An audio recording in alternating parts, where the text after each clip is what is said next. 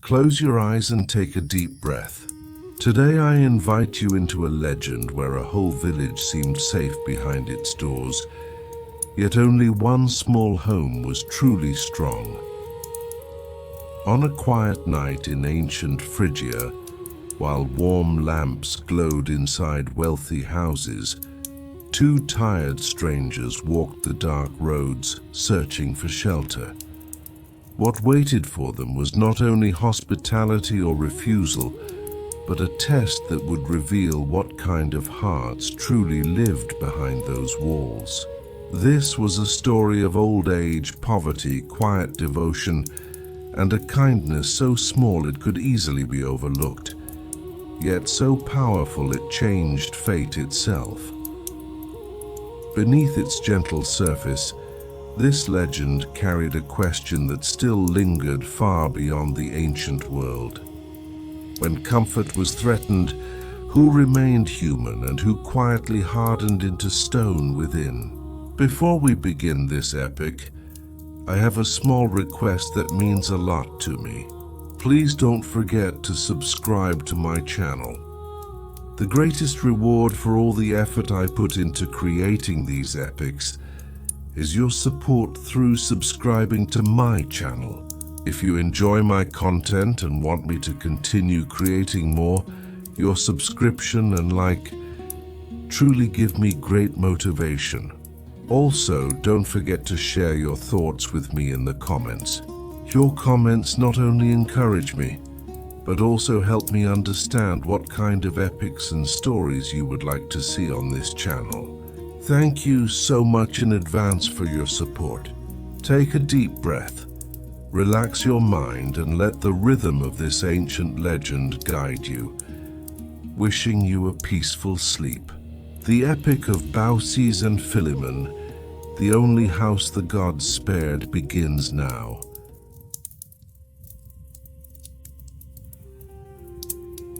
The cave of the river god Achelous was growing cooler and sinking into a deeper silence as the evening light lowered. This natural palace looked like a temple built without human hands, the dampness moving among the porous stones and rough tufa rocks drifted across the walls like the breath of ancient ages, while the shells and mussels hanging from the ceiling shone like frozen memories of a splendor born in water. The moss on the ground had become a soft covering that hid the hardness of stone. The guests gathered around the table had still not fully emerged from the effect of the transformation story they had just heard. The fate of Perimele, the silent destiny of a woman passing out of flesh and grief into an island, had left a strange reverence in the minds of those present. Water nymphs moved about barefoot, filling cups with dark wine, and the smell of meat lifted from the coals, crushed fruit, and damp stone blended together, making the cave not only magnificent but enchanted. The sun had passed most of its path and leaned toward the west. As the light faded, the weight of words increased, and around the table there settled that precious silence that followed a well-told story. Everyone seemed to breathe a little more quietly, sensing that the next word spoken would either seal the miracle that had been told or break it. At that very moment, a short and contemptuous laugh rose from the far end of the table and changed the air of the cave at once. That sound had not come from admiration, but from scorn. It was so improper and so harsh that it echoed like a stone suddenly dropped onto the flowing surface of the tale that had just moved like water. The one who laughed was Pirithous, the son of Ixion, that proud man who often turned the confidence of his noble birth into excess, who liked to test the gods, confuse the mind, and dress doubt in the appearance of dignity. He had not merely dismissed what had been told as exaggeration, he had regarded belief in the divine power to break forms and create new ones as almost childishly naive. As his words moved around the walls of the cave, The real hardness lay inside his sentences, because in that moment he had belittled not only a story, but the order that gave life to the story. To him, the idea of one being changing into another was either a distraction for weak minds or an ornament invented by old storytellers to make the world seem stranger than it was. The more he spoke, the heavier the air at the table became. No one objected out loud, but the tension on their faces was clear enough. In Theseus's eyes, there was a careful displeasure. Some of the heroes closed their hands more tightly around their cups. Achelous, meanwhile, remained silent, but his silence was the kind that was wounded and remembered something old. The expression that appeared on the river god's face was not merely the expression of a host who had been insulted. Pirithouse's words seemed to touch an older memory, buried beneath the wound in his brow. For transformation, pain, punishment, and grace were not merely subjects decorated by poets in the world of the gods. They were often realities that shaped fate as much as the body. Achelous knew this. Theseus, too, like everyone who knew that heroism required not only strength, but also a sense of limits, sensed in that moment that the real danger was not that an argument might begin, but that the voice mocking what was sacred might go unanswered at the table. The light inside the cave was slowly darkening, and the deep murmur of the stream was slipping between the conversations. It was as if nature itself had gone still in expectation. Most of those at the table had begun to wonder not so much about the power of the gods as how long the patience of the gods would last. Pirithouse's skepticism had ceased to be an intellectual objection and had become a challenge. And in such moments, the weight of words could touch not only the fate of the one who spoke them, but also the fate of those who heard them. The one who broke this tension was Lelex, who, despite the slowness brought by age, was one of the firmest figures among the guests. His voice was not loud. It was the voice of a man who had no need to shout, because it rested not on anger for its truth, but on witness. This old and dignified man of Troezen did not try to silence Pirithous in haste. He first looked at him, not as one looked at a young man, but as one looked at the blind confidence inside youth. Then he turned to those at the table, and when he began to speak, the scattered unease in the cave slowly gathered itself. Lelex's weight did not come from having told much, but from having seen much. He was not merely an old man passing along second-hand miracles. He was a man who had once been sent by King Pythias to the lands of Phrygia, and who had carried what he saw there in his memory for years without it fading. Because of that, what he was about to say was less a fable than a testimony. His words rose against Pirithouse's denial, not in anger, but almost in pity. He said that the power of heaven could not be limited, and that when the gods wished it, the earth, the body, and fate itself could take on other forms. But he did not frame this like a dry lesson. His real answer would be the story he was about to tell. As Lelex spoke, his eyes seemed to go far beyond the damp walls of the cave. It was as if the steep hills of Phrygia had risen before him once more, and lands now turned to marsh had come alive again with their former fertility. He remembered how places where people had once walked, where houses had stood, where fields had been worked, had turned into silent waters. That loneliness, where herons now landed and marsh birds wandered, had once been full of life. More importantly, it had once been a place touched by the feet of gods. Lelex's voice was not merely telling the past, but carrying it into the cave. when he began to speak of the times when Zeus and his swift son Hermes hid their power and took on mortal form. Every head at the table turned a little more toward him. He said he had never forgotten one thing he had seen in Phrygia. In a small place enclosed by a low wall stood 2 trees side by side, one oak and one linden. That image had lived in his memory like a seal preserved from beyond time.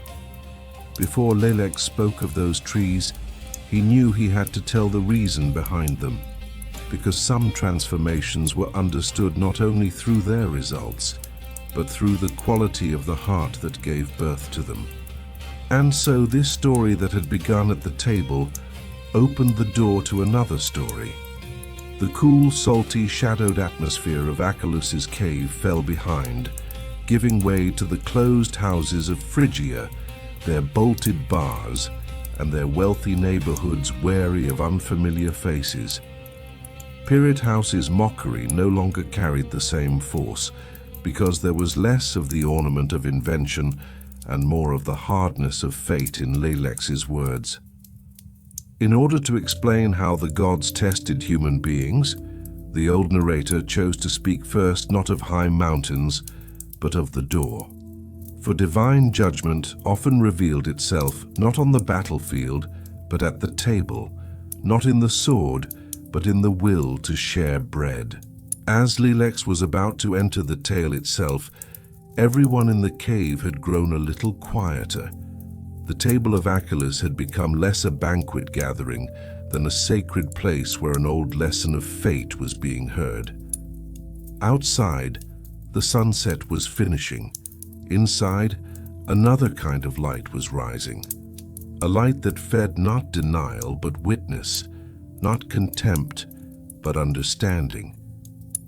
Even Pyrit House no longer seemed as comfortable as he had at first, because some stories began weighing the listener even before they truly began. Lelex was now about to lead them toward dry hearts in the middle of abundance, and toward true generosity in the middle of poverty. 2 strangers descending from Olympus would soon walk the roads of Phrygia, knock on doors, meet turned faces, and hear bolts drawn shut. And at the end of all this, in a hut forgotten by the world, the simplest yet most unshakable form of human dignity would appear. The story would truly begin there, but even at its very threshold, everyone at the table had understood this much. Sometimes the gods revealed their greatest miracles not by tearing open the sky, but by seeing whether they would be welcomed into a home. In the highest reaches of Olympus, at that clear height no mortal eye could ever reach, Zeus sat in silence. The light moving around his throne was not a glow born from gold or ivory, but a pure and unchanging brightness that belonged to the sky itself. Even the wind did not blow there with the harshness it had in the world below. It was felt only like the breathing of divine order. Yet within that great stillness, there was no peace in Zeus's gaze. His eyes were turned beneath the clouds, toward the lands where human beings lived. That ancient age when the earth had given its fruits on its own, and people had not yet forgotten moderation, was now far behind. What rose from the earth now was not prayer alone. Ambition had mixed itself into prayer. Display had slipped into offerings, and the line between devotion and self-interest had grown blurred. Zeus was thinking about whether human beings still recognized what was sacred, and whether the virtue of opening one's door to a stranger still remained alive in their hearts. For the king of the gods, justice was not merely a display of power carried out with thunderbolts. Sometimes the heavier task was to watch first, to weigh carefully, and to give judgment neither too late nor in reckless haste. He wanted to know human beings in their ordinary state and see how they revealed themselves. Because from above, everyone looked the same. Palaces could appear magnificent, temples orderly, incense faithful, and sacrifices flawless. But the true measure was given not in stone walls or high columns, but at the threshold of a door. The way a stranger was looked at when he arrived, the way a water jar was held when a traveler asked for a drink, whether a bolt was drawn back when a tired body searched for shelter for the night. These became a truer test than any grand words. Zeus knew this. After the Golden Age, human beings had not only worn out the earth, but their hearts as well. Laws had multiplied, but virtue had thinned. That was why, instead of trusting what he heard, he wanted to see with his own eyes. The one he called to his side was Hermes, because on such a journey, strength alone was not enough. Care, swiftness, and quiet understanding were needed as well. When Hermes came before his father, the usual bright lightness of Olympus was not upon him. The thoughtful severity on Zeus's face made it clear at once that this descent would not be an ordinary outing. When his father told him what they would do, Hermes did not object. Both of them knew that mortals might praise the gods from a distance and still fail to recognize them up close. That was why they had to hide their power. Hermes set aside his winged sandals and all the signs that allowed him to move easily between worlds. Zeus also cast off the visible signs of the thunderous power he carried in his hand. As their divine splendor withdrew, it was replaced by a rough and simple appearance that could carry the weariness of ordinary travelers. From that moment on, they would set out not as the rulers of heaven but as two strangers trying to find a door before nightfall.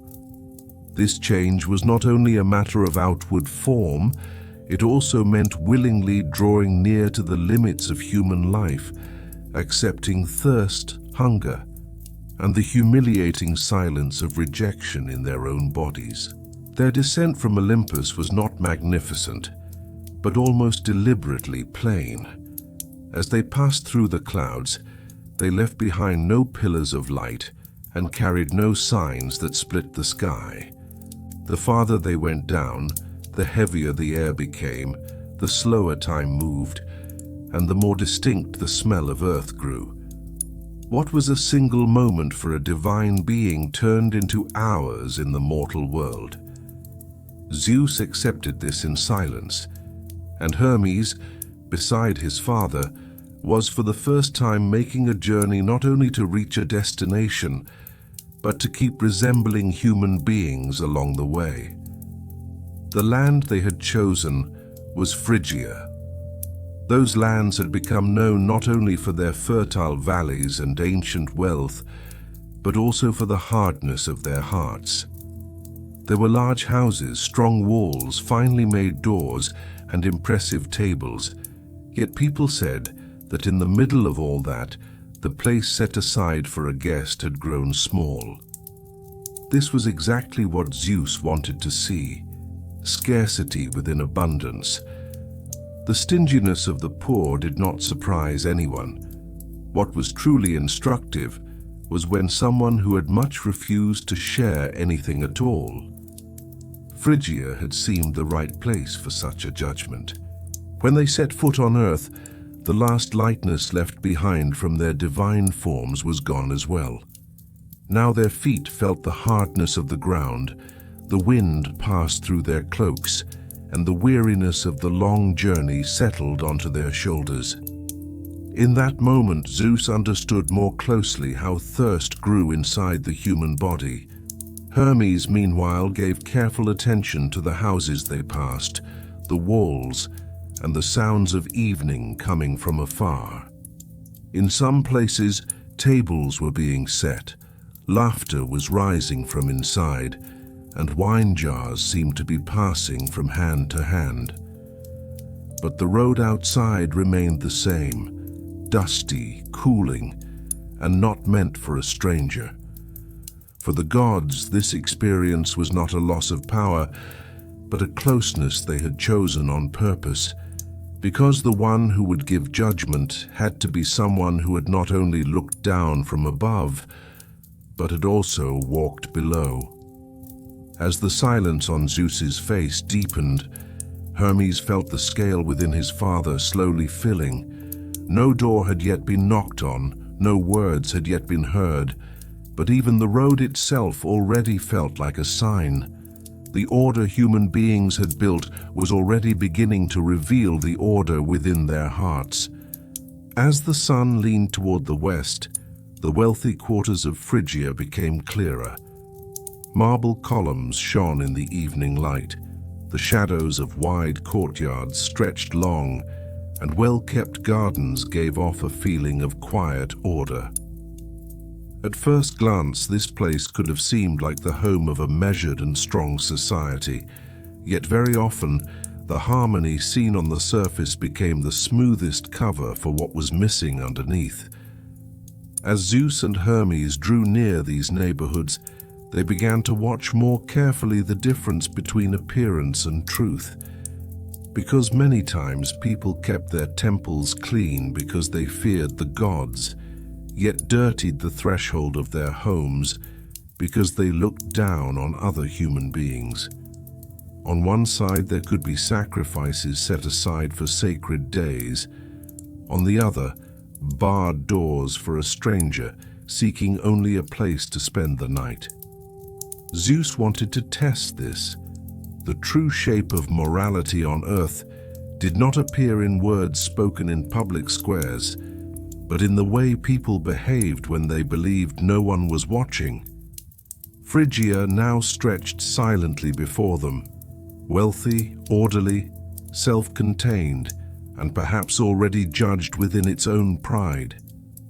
As the last light of evening also withdrew, the walk of the two strangers grew a little heavier. The hunger and weariness carried by the human body had now become part of the test. For Zeus, this was not only a disguise, but a way of understanding how quickly a human being could be broken. For Hermes, this journey meant sensing in advance how quiet and how sharp rejection could be, even for one who knew the subtleties of the world. But neither of them turned back, because what they were looking for was not comfort, but truth. The doors that would be knocked on that night would open or close not only for two weary travelers, but for everyone living in that town, and each door would reveal the character of the hand that held it. In this way, the decision made on Olympus had left the high silence of heaven and turned into a test, moving toward the narrow thresholds of earth.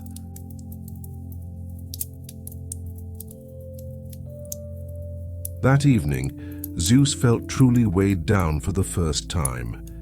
This weight did not come only from exhaustion. What had settled onto his shoulders was not just the limitation of a mortal body, but also the spirit of the city he had entered. After the bright heights of Olympus, the stone streets of Phrygia carried every kind of human hardness: the dust of the road, the coldness of the walls, the dry chill in the air, and the invisible distance the houses built against the outside world. Hermes, too, had begun to walk more slowly beside his father, quietly accepting the fatigue that this body, which concealed his divine quickness, was not used to. The first shadows of evening slipped down over the mansions with marble columns, leaving a heavy display of grandeur over the wide courtyards and tall gates. Everything looked solid, rich and orderly, yet there was no warmth in that order. The houses seemed to have been built not to welcome people in, but to keep them out. When Zeus and Hermes came to the first threshold of that neighborhood, like two travelers seeking only one night of shelter and a little bread, the test had already begun. because some cities revealed their hearts even before their doors were knocked on. The first door, with its elaborate workmanship, was almost like a small monument. It was made of thick cedar wood, and the lion heads carved into it stood out like silent signs of ownership and a hunger for power within. When Zeus knocked with his hand, a deep sound came out. That sound must have echoed inside, because after a short wait, the door opened. But it was not only the wood that opened. A contempt trained to protect itself also looked out from within. The servant who opened the door glanced at the two travelers before him and saw them not as human beings, but as a disturbance that had come too close to the threshold. There was no fear on his face. There was disgust, which was colder than fear. He seemed to think the dust on these strangers' feet could disrupt the order inside. His words were brief, but humiliating enough. He said there was no room inside, and he did so not with an apology born of lack, but with an indifference born of abundance. When the door closed again, the metal sound of the bolt did not sound merely like the closing of a house. It became the first harsh echo announcing that the old law, in which a guest was considered a sacred trust, no longer held in that neighborhood. At the second house, the scene changed, but the essence did not. Even before they reached the door, the smell of roasted meat came from inside, and the cheer of a crowded evening meal with warm wine spread through the air. When Hermes caught that smell, the hunger of the mortal body became more noticeable for a moment.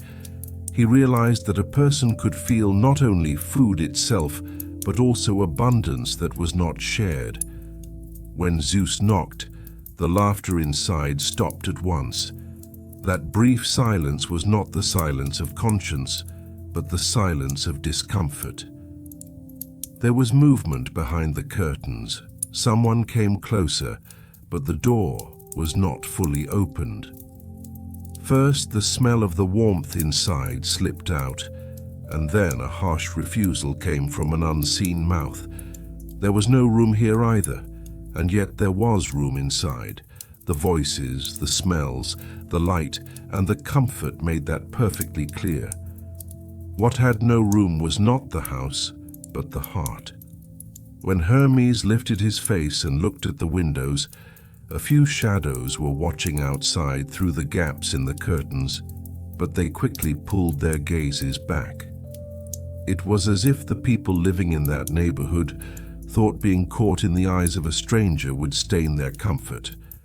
So the second door closed like the first one, and little by little it became clear that on the rich streets of Phrygia, rejection was not an exception, but a shared habit.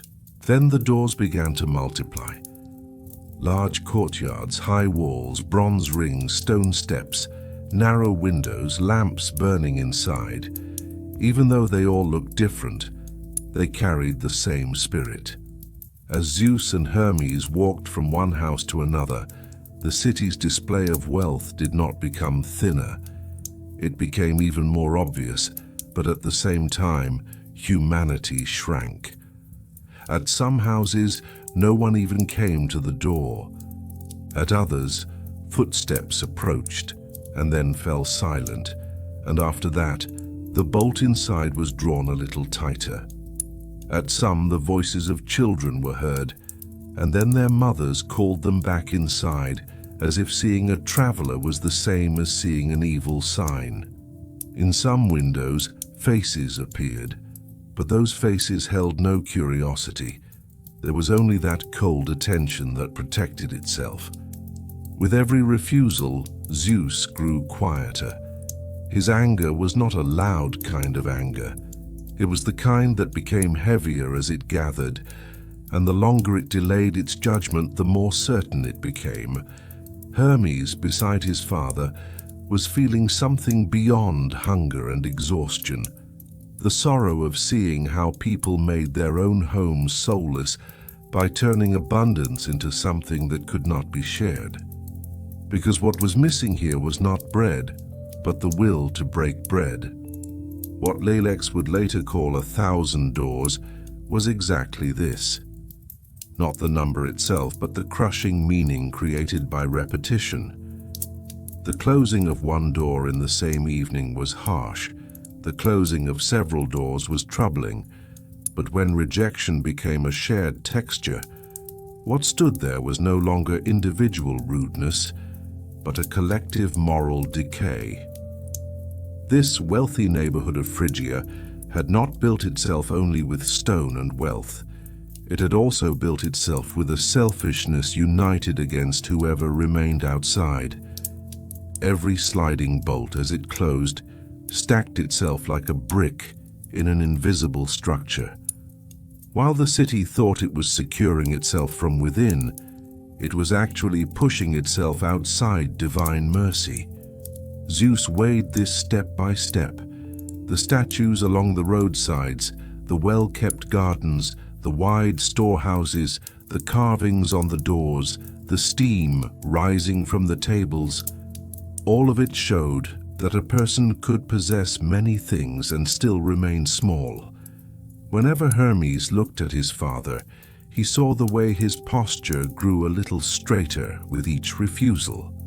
That straightening did not come from pride, but from a decision ripening.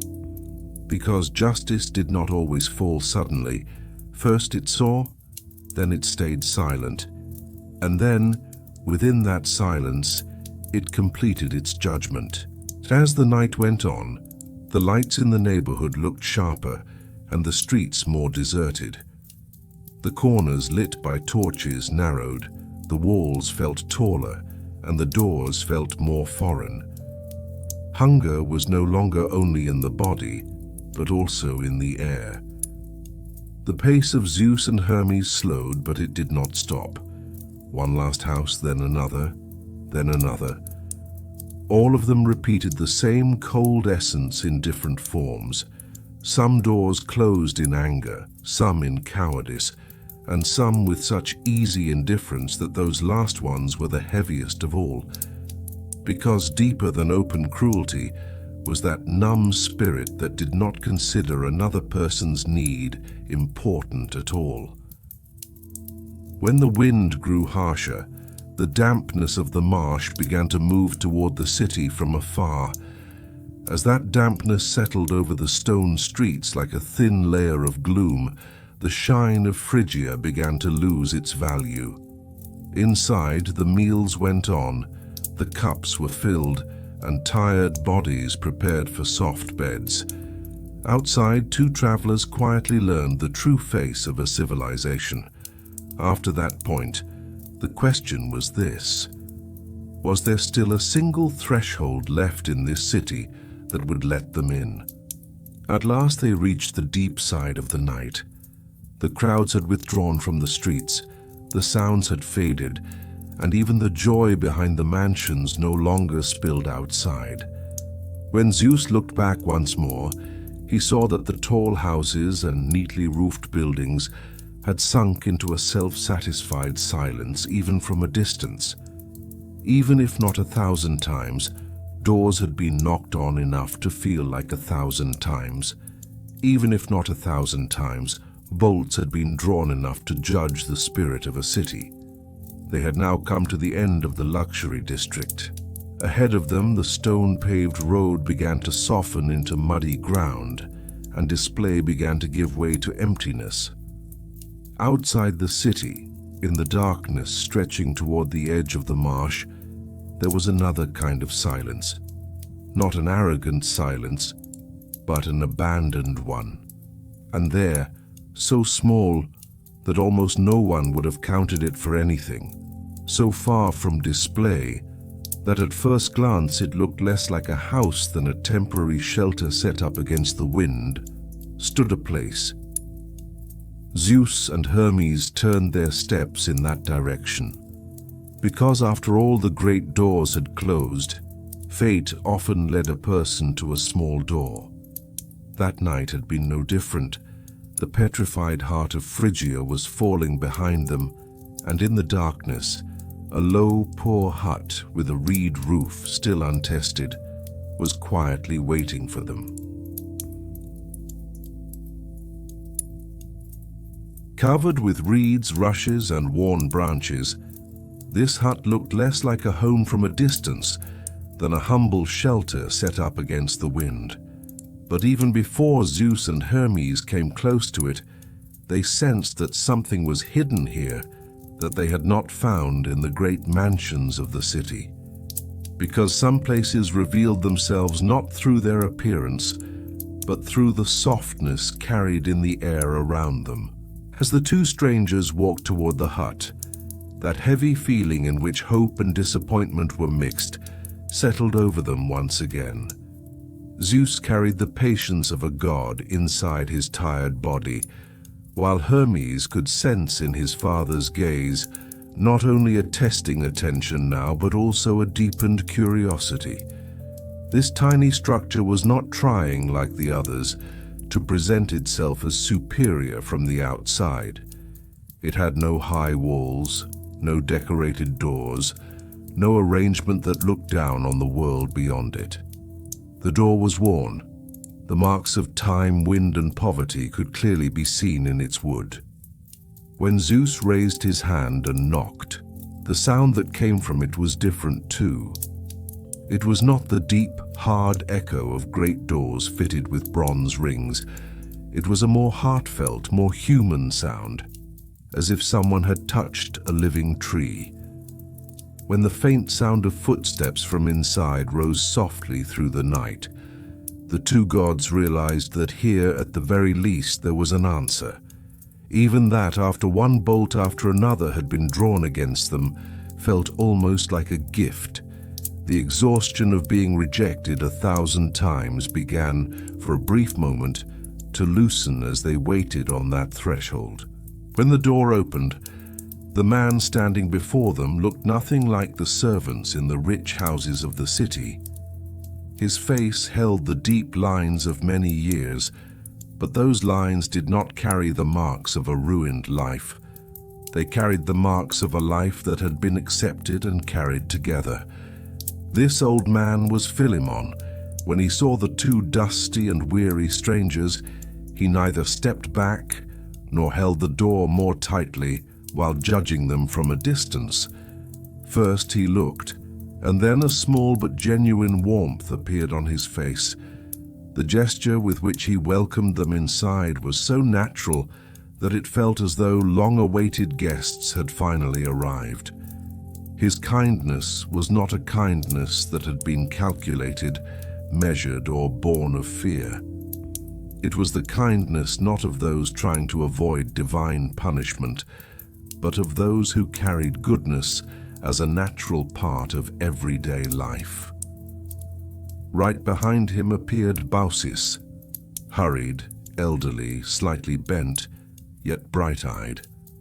There was in her movements not the anxious haste of poverty, but the quickness of someone used to receiving guests. The looks exchanged by these two old people understood much without saying much. While one opened the door, the other began preparing the inside. It became clear at once that there was no wealth in this home, but there was no lack either, because the things that were missing had long since been set in their proper place by the harmony of a life lived together. When Zeus and Hermes had to bow their heads to enter through the low doorway, that movement did not remain only a physical necessity. In that moment, the divine truly came down to the level of the human. These two beings, accustomed to the wide and lofty halls of Olympus, moved forward smaller beneath the reed roof. Their shoulders drew close to the doorposts, and their heads bent forward carefully beneath the low ceiling. But there was no humiliation in that bending.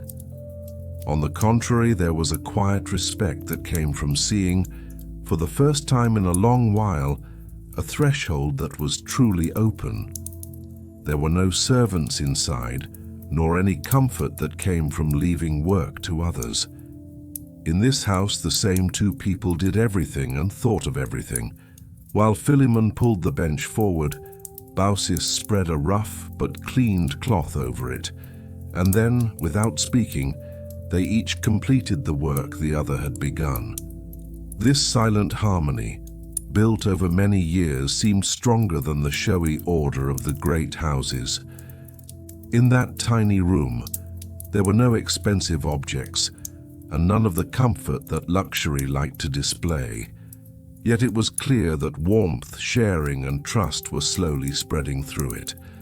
In that moment, Zeus felt for the first time all night that being received somewhere rested not only the body, but the soul as well. Hermes, looking at the poverty of this house, was meanwhile trying to understand how it could hold such deep abundance at the same time. The simplicity with which Philemon showed them the bench, and the care Baucis carried as she straightened the cloth, revealed the true measure of this little hut.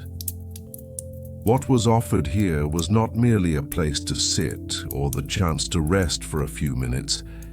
Here, a law the rest of the world had forgotten was still alive. To look at the one who knocked on the door as a human being, to show gentleness toward weariness, not to hesitate to share the little one had. Baucis's hands trembled slightly, but that trembling came less from the helplessness of poverty than from the weight of age. There was not the smallest hesitation in her intention. Philemon's voice was quiet, but sincere. He did not demand that the strangers explain themselves, but first wanted them to be at ease. That alone was a sign of true nobility, because some homes questioned the guest first, others welcomed the guest first. This hut belonged to the second kind. Zeus and Hermes no longer felt the harshness of the world outside just beyond the door. The dampness of the marsh, the moaning of the wind, and the coolness of the night had been left behind. In their place came the faint but honest smell of reeds, a smoke-darkened ceiling, old wood, and a living home. This tiny place was achieving what the city's enormous mansions had failed to achieve. It gave the one who entered not only shelter, but the feeling of belonging to humanity. For the first time here, Zeus's desire to judge ceased to stand wholly in the form of anger, and began instead to rest in a kind of attention close to admiration. Because justice had to see not only the weight of guilt, but also the delicacy of virtue. When the door closed, the world outside truly moved away for a while. This closing was nothing like the hundreds of closings that had come before it. The others had closed to shut them out.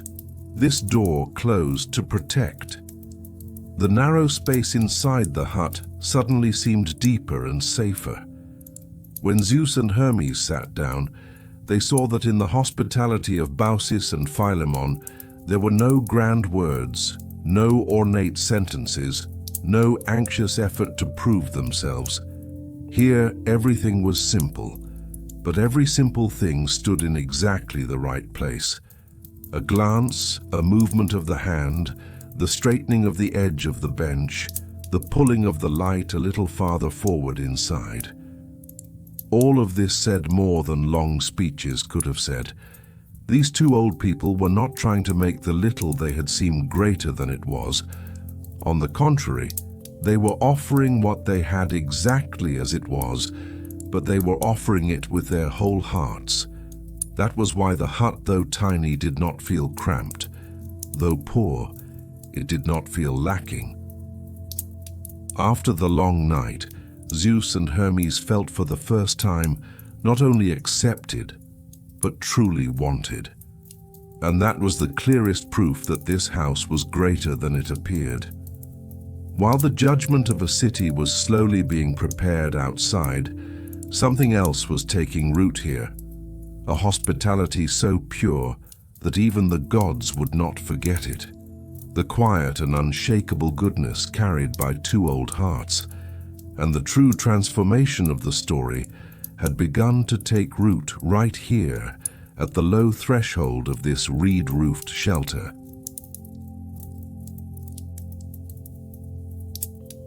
When Zeus and Hermes fully settled into that little hut, the harshness of the outside world seemed to remain on the other side of the door. Even so, this peace was not the loose comfort that came from the ease of a palace. It was a narrower, more fragile, but more genuine sense of safety. The low reed roof, the plain walls, and the few belongings did not make a person feel confined. Instead, they made everything inside feel more meaningful.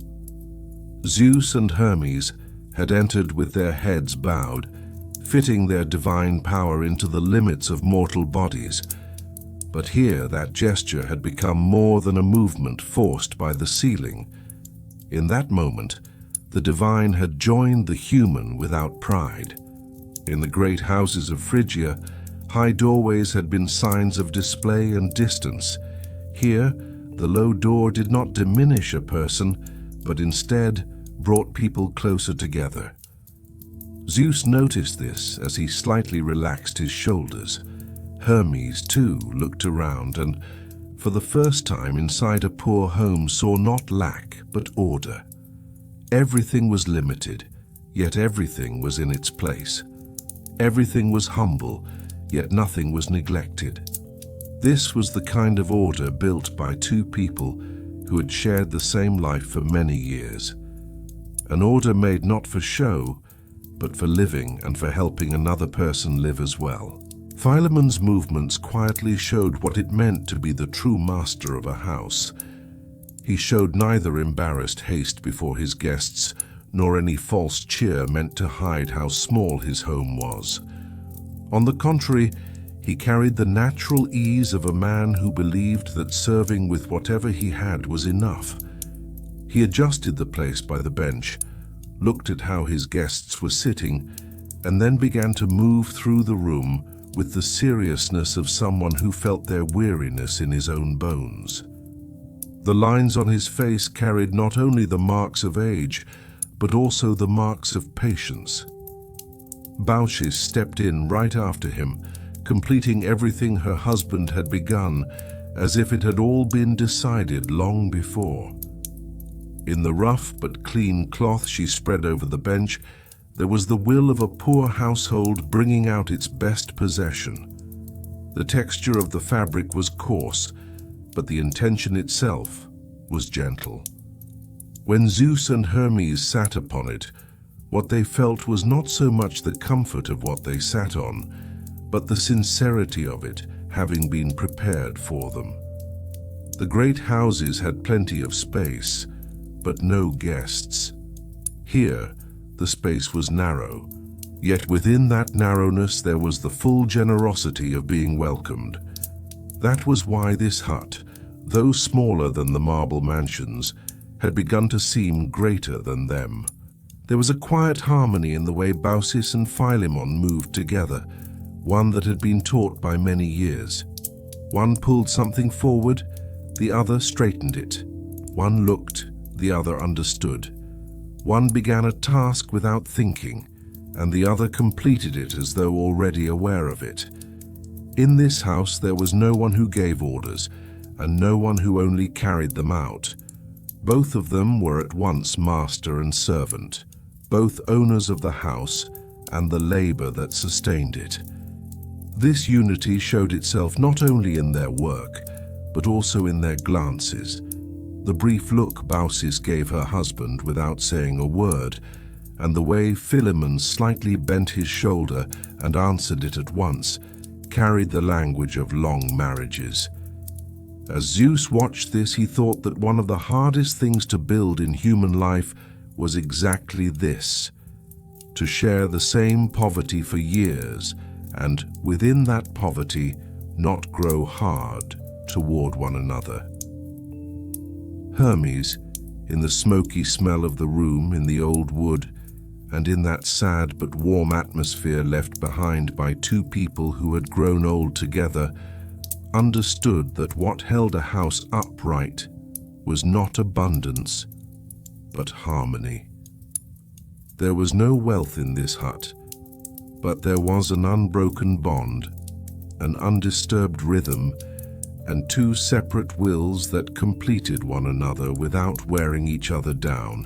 When Philemon saw that his guests had relaxed a little, he began to think about their thirst. With the same careful attention that valued the dryness of the throat as much as the weariness of the body, he checked his pitcher and moved his hands quickly but calmly. Baucis had already turned toward the hearth. Her mind was not satisfied merely by having the guests seated. It moved at once to the next need, checking whether any spark still lived beneath the ashes, reviving the fire, warming the water, setting a simple but real table. None of this seemed like a heavy burden to her. It seemed almost like a sacred duty.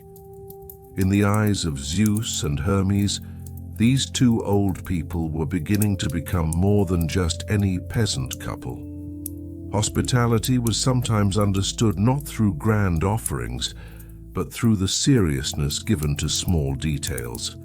Keeping a pitcher full, spreading a clean cloth over a bench, thinking of the guest's next need before he even asked. These things did what great words could not do. They revealed the structure of a person's inner life. Zeus now saw clearly in this tiny room what he had not seen at hundreds of doors in Phrygia. Goodness here was not a performance, but character. The air inside the hut was slowly changing. The caution of the beginning was giving way to a warmer flow, and an invisible ease was spreading within the narrow boundaries of the room. The brief moment when Baucis looked into Zeus's eyes had become the simplest sign of that change. There had been no fear or suspicion in that look, only the honest calm of wanting to please her guest. In great houses, the eyes that looked at a stranger first measured him and then rejected him. Here, the eyes first accepted and then thought about what more could be done. Even the mild weariness on Philemon's face seemed to have withdrawn in the presence of guests.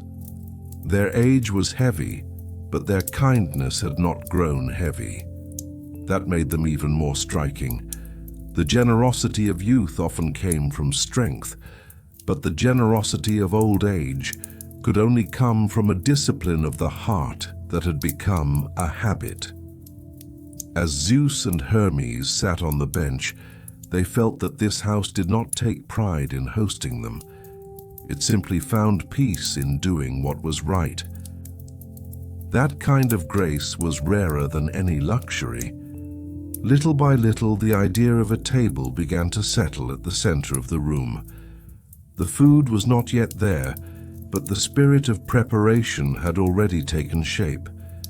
It was clear in the way Baucis turned toward the hearth, in the way Philemon dealt with the water and the seating, and in the small sounds of the hut returning to their own rhythm. In that moment, Zeus felt more clearly how judgment and appreciation could exist together in the same heart. Outside, the town had already prepared its verdict. Inside, this house deserved another fate. What was happening here was not simply that two travelers had been let inside. Space was being made here for human dignity. Compassion was being shown to weariness, and it was being quietly proven that sharing was still possible even in scarcity. Hermes saw this too. On his father's face, for the first time since the beginning of the night, he saw that clear softening. This softening was not a withdrawal of the decision, but it foretold that on the scale of justice, reward would certainly be placed beside punishment. So the first encounter inside the hut took on a meaning greater than a simple act of hospitality. Zeus and Hermes were no longer merely two travelers who had found shelter. They had become silent witnesses to the simplest goodness of human beings. And Baucis and Philemon, without knowing it, were turning their home less into a place of testing and more into the threshold of a temple. Some houses were not made sacred by prayer. They were made sacred by a door opened at the right moment, a bench shared and warmth offered without hesitation. The fire hidden in the ashes of the hearth had not yet fully risen. The water had not yet boiled, and the meal had not yet been prepared. But the true miracle had already begun. This miracle was not as dazzling as wine that never ran out, not as lively as a fleeing goose, and not as extraordinary as transformation. Even so, this was the thing that stood at the foundation of all great miracles, two old people withholding nothing of themselves, as they made room for two weary strangers. And that was exactly why the first quiet table set inside this little hut had already begun to lean toward immortality.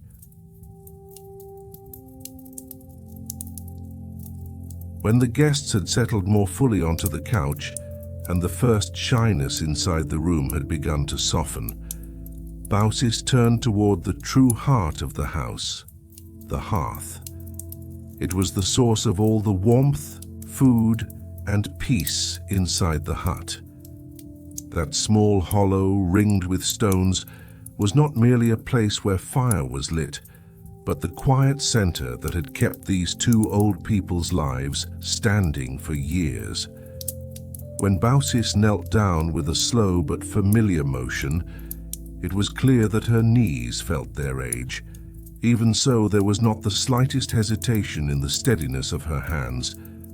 The pale ashes resting over the hearth looked at first glance dead and useless. But Baucis, who had brought the same fire back to life countless times over the course of a long life, knew that ash was never completely silent. With her fingers, she gently pushed aside the warm top layer. As the ashes shifted, a faint redness appeared underneath, almost shyly revealing itself from where it had been hiding. Yesterday's fire had not vanished completely.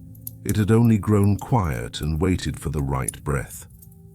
As Zeus and Hermes watched the old woman's patient movements, they sensed that something greater than hospitality lived inside her simple labor. Some people awakened the very heart of their home for a guest before they offered food. That was exactly what Baucis was doing.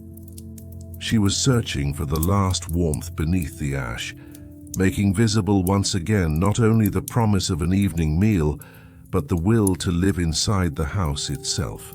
Once she found the red ember, Baucis moved a little faster, though that speed came not from panic but from habit. She carefully placed dry leaves, cracked pieces of bark, and thin bits of wood gathered from the roof and the edges of the wall into the hearth. She did not throw them in carelessly. She laid the smaller pieces beneath the larger ones, leaning the thin kind against the thicker ones.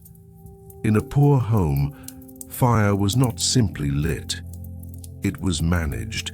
If one was too generous with it, it burned out quickly. If one was too stingy, it never truly came alive. Baucis knew this through the memory of her body. Then she bent her head lower and breathed onto those fading embers. That old breath was not strong, but it was placed exactly where it needed to be. At the first breath, only a thin thread of smoke rose. On the second, the redness widened a little. On the third, a small flame appeared in one corner of the dry leaves.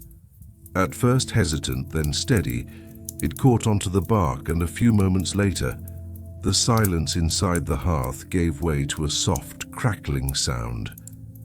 That fire born from beneath the ash began to change the darkness of the hut.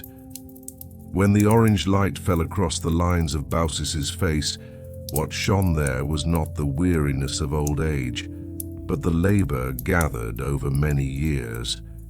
To Zeus and Hermes, the scene was not grand, but it stirred a deep respect. In great houses, ready fires were already waiting, and servants warmed the rooms.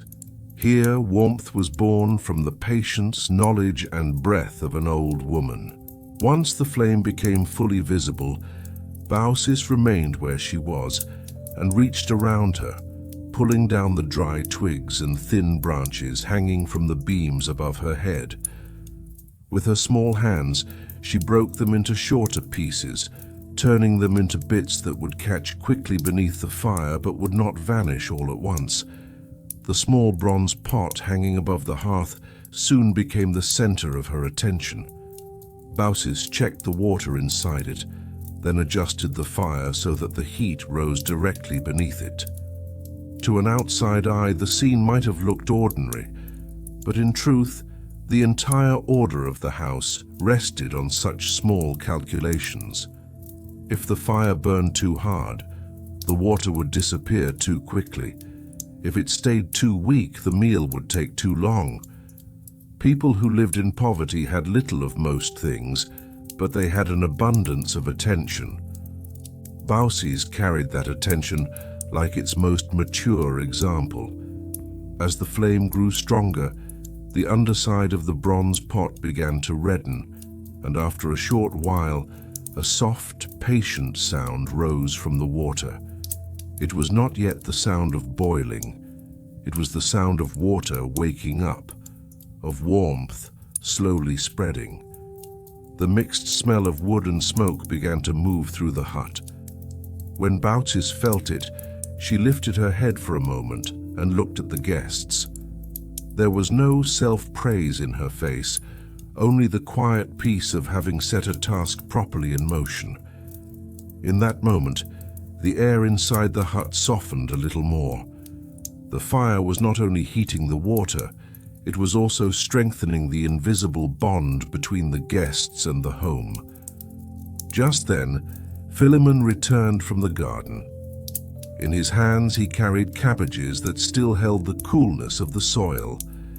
These vegetables were not impressive, but they were fresh, and they had come from the labor of their own home.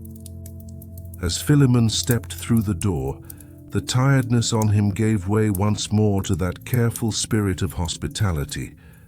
When he saw that Baucis had revived the fire, he asked nothing. He simply moved to the place beside the hearth and began to clean the cabbages he had brought. He pulled away the outer leaves, setting aside the hard parts and the pieces that had started to spoil, and carefully chose the tenderest sections. His calloused hands were hands that knew the earth. They had learned how to cut something, how to clean it, and how to make use of it without waste. As Zeus and Hermes watched this quiet preparation, they again saw how perfectly the old couple accompanied one another at exactly the right moment. Baucis was occupied with the fire, Philemon with the vegetables, but what they were doing belonged to one shared intention. There were no unnecessary words between them. People who had carried the same life together for many years often moved toward the same purpose without needing to explain themselves. By the time Philemon brought the chosen leaves near the bronze pot, the water had clearly grown hot.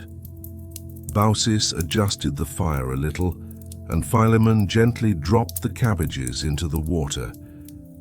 The meeting of leaves freshly cut from the earth with hot water became the first true step of the meal being made in that small house. Though it might have looked like an ordinary preparation for a poor table, it said far more to the gods. It revealed the order of a heart ready to share even the little it had. As the cabbages began to soften inside the pot, the rhythm Baucis and Philemon created together became even clearer. One watched the fire, the other adjusted what was in the water. When one bent down, the other made room. When one pulled back a hand, the other completed the part of the task that remained. Life in that house had been sustained not through grand plans, but through such small and flawless transitions. There were no gold plates in the room, no decorated dishes, no jars filled with spices. Yet the smell of fresh vegetables in the air, the warm smoke from the wood, and the gentle sound of water coming to a boil made every lack easy to forget. Zeus had not felt such real peace in the rich houses of the city. There tables were full, but souls were narrow. Here the vessels were small, but the intention was wide. Hermes sensed the same thing. Sometimes the first sign of great miracles hid in details that looked ordinary. In an old woman bringing fire back to life, in an old man carefully trimming the cabbage he had picked from the garden, in both of them trying to make their guests comfortable without a single complaint despite their tired bodies. That feeling of labor spreading through the hut was the plainest but truest form of hospitality. Those who were truly generous offered what they had without trying to make it look greater than it was. They shared without belittling what they had, but also without pretending it was more than it was. The home of Baucis and Philemon was exactly such a place. As evening moved on, the inside of the hut had changed completely. The chill from the beginning had given way to the balanced warmth of the hearth, and the weariness carried in from that hardened city had slowly begun to dissolve inside this little house. As the smell of the cabbages cooking in the pot grew stronger, Baucis balanced the strength of the fire one last time. After Philemon made sure the leaves he had prepared were enough, he lifted his eyes briefly toward the ceiling. There, among the soot-darkened beams, hung a small piece of meat that had been kept for a long time. It was one of the foods in the house too valuable to be spent easily, a hidden portion saved for hard times, something that did not come down to the table every day. Zeus and Hermes did not yet know it, but what the old couple was preparing to give their guests would not be only the leftovers of ordinary daily habit. Out of their scarcity, they were ready to set aside the most precious part as well. The fire had been lit, the water had grown hot, and the cabbage had gone into the pot. Now came the small addition that would complete the meal, small in size, but great in meaning. As everything inside the hut stood ready for the next step, Zeus and Hermes could now clearly see that this house seemed to exist not only to satisfy hunger, but also to reveal the true measure of the human heart. And that measure was cleaner than anything to be found in the grand houses of Phrygia.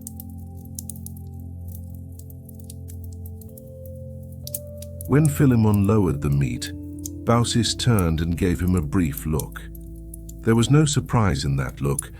It was as if she had already known that her husband would do exactly this at exactly this moment. Because for two people who had shared the same table, the same poverty and the same contentment for many long years, such decisions were made not with words, but with habit. Philemon took the meat in his hand, examined it for a moment, and then carefully cut off a small portion. He did not set aside a large piece because he had not forgotten the measure of the house, but the portion he cut was not so small that it would remain merely symbolic. On the contrary, within the means of the house, it was a valuable share, enough to truly honor his guests. As he did this, there was neither the strain of poverty nor the self-announcing expression of sacrifice on his face. He acted as if giving the best thing he had to a stranger who came into his home was the most natural thing in the world. Then he dropped that small piece of meat into the water that was beginning to boil. For a moment, the sound rising from the pot became more distinct, and as the hot water accepted the salty weight of the meat that had been stored away for so long, a new smell began to spread through the cottage. To the plain, earthy smell of cabbage, there was now added a deeper and more filling richness. Zeus and Hermes immediately understood that this smell was different from the smell of grand feasts. It was not the overflowing scent of wealth, but the scent of labor, restraint, and sharing. And most of the time, the most unforgettable tables were set in just this way, feeding a person not with flavor alone, but with intention. As the meal cooked slowly, Baucis and Philemon did not allow the waiting to become a burden. In poor homes, time sometimes grew long, and silence sometimes made a person feel ashamed. But beside these two old people, even waiting turned into something warm. Baucis straightened the edge of the bench one more time, checked the jug, and gave the fire a quick glance. Philemon, meanwhile, turned to the guests and began to speak. It was not a long, loud, or self-important kind of speech. He spoke of ordinary things, how the cabbages in the garden had grown a little later this year, how the wind blowing along the edge of the marsh sometimes filled the roof with its droning sound until morning, how in their youth this little house had once seemed larger to them. Baucis joined in now and then, completing what he said, correcting certain details, and sometimes adding some small thing she remembered with a smile. These conversations were not a performance arranged in front of the guests. They were a natural unity flowing from the memory the two of them had long shared. Zeus and Hermes did not hear great ideas or lofty advice in their words, but they heard something more valuable, the voices of people who had endured the hardship of life without denying it and without becoming hard toward it. As the conversation went on, the air inside the cottage was not only growing warmer but deeper as well. Every sentence spoken by Baucis and Philemon showed that they accepted poverty not as a shame, but as a reality they had carried together. They were not trying to hide what they lacked, but they were not willing to enlarge it and turn it into self-pity either. That attitude caught Zeus's attention just as much as the food they offered. Because many people, when living with little, either withdrew into themselves or became harsh. But these two old people carried what they had without belittling it, and without taking pride in it. That was where true nobility lay. At one point, when Philemon smiled faintly as if to say, "What cooks with faithfulness tastes different," what he said seemed simple, but it summed up the whole spirit of the house. Because in that cottage, the food was prepared not only with ingredients, but with patience. The table was set not only with bowls and dishes, but with intention. Baucis silently agreed with his words. In her eyes was the calm glow of the desire to satisfy her guests. For Zeus and Hermes, this scene was no longer simply a pleasant welcome. It had become clear proof of how the goodwill inside a human being could transform whatever means they had in their hands. After the hundreds of doors that had been shut in the great city here, a few simple sentences and a boiling pot were saying something far greater on behalf of humanity. When the smell rising from the pot grew a little stronger, everything in the room seemed to draw toward the same center. The crackling of the fire, the soft bubbling of the water, Philemon's low voice that occasionally turned into a cough, the light footsteps Baucis made as she moved about the room, all of it came together and gave the cottage an almost ceremonial rhythm. And yet, there was no ceremony. Dinner was simply being prepared. But in the right hands, even the smallest daily act could take on a kind of sacredness. As Zeus looked at the scene opening before him, he thought that the moment when human beings deserved either salvation or destruction sometimes became clear in exactly such moments as these. Not in wars, not in public squares, not in lofty speeches, but by the fire, in how food was shared, in how one accompanied the waiting of a stranger. Hermes too could read his father's silence. The great houses of Phrygia had already prepared their own judgment, but this little cottage on that same night was planting the seed of another fate. Because everything done there, down to the smallest detail, carried this truth. Poverty did not have to narrow the heart. Sometimes, on the contrary, people who knew the value of what they had only grew greater when they shared it with someone else. The greatness of Baucis and Philemon was born from exactly that place. They could not multiply what they had, but they could deepen what they offered. And sometimes that was exactly what the gods were looking for. As the night moved on, and the cooking of the meal neared completion, the inside of the cottage had now fully come to the threshold of a table. The cabbage had softened, the meat had released its broth into the pot, and the smell filling the air had turned waiting into a patient appetite.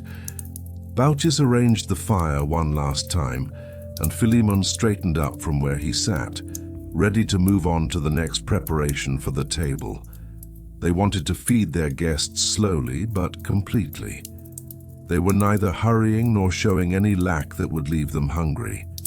As Zeus and Hermes watched how carefully this old couple turned the little they had into the honor of an evening, the smallness of the cottage had now completely lost its meaning. Because true greatness appeared not in the number of dishes or the abundance of food, but in the weight of sharing. The table that would be set that evening looked, on the surface, like the table of poor villagers. But in truth it was becoming one of the purest places of testing ever laid out before divine eyes. And in this test, Baucis and Philemon had already crossed a threshold that most rich people could never pass. Now it was time, after the meal being prepared, to bring forward the first true offerings of the table, because everything was moving toward the moment when all the colors of the contentment and kindness inside that house would become visible. Once the table was set in its place, Baucis this time took in her hands fresh sprigs of mint that she had picked from outside or from the edge of the garden. The leaves were vivid and sharply fragrant. Despite the heavy dampness of the marsh, they carried a cool freshness within them. Baucis began to wipe the rough surface of the table with the mint. She did not use a stiff cloth or any shining ornament. She was bringing to the table the simplest kind of cleanliness nature had to offer. As the leaves were crushed, a sharp, clean scent spread through the air, mixing with the smoke of the wood, the warm steam of the cooking food, and the sooty smell of the old house, changing the whole hut. For a moment, that narrow room seemed lighter, fresher, and more alive. This scent did not resemble the artificial display of expensive oils or lavish feasts. It held the direct honesty of the earth and of labor. As Baucis wiped the table, it was as if she was removing not only the dust, but also the harshness of the outside world from its surface. Because no matter how modest the things were that would soon be placed on the table, their arrival would not be careless. In this house, even the smallest offering would not be presented without care. As Zeus watched the old woman's attentiveness, he thought that after the abundance of the great houses, for the first time here, he had smelled the scent of true respect. After preparing the table, Baucis and Philemon began to bring the first dishes. They were not dazzling, but each one had been chosen, considered and arranged as beautifully as they could manage. 2 kinds of olives were placed in the center of the table first. Some were dark, some were lighter in color, and as they sat side by side in a small earthen bowl, they carried a simple yet rich appearance. Then came cherries preserved in wine lees. they looked like the small fruits of patience and thrift, carrying the abundance of one season into the days that followed.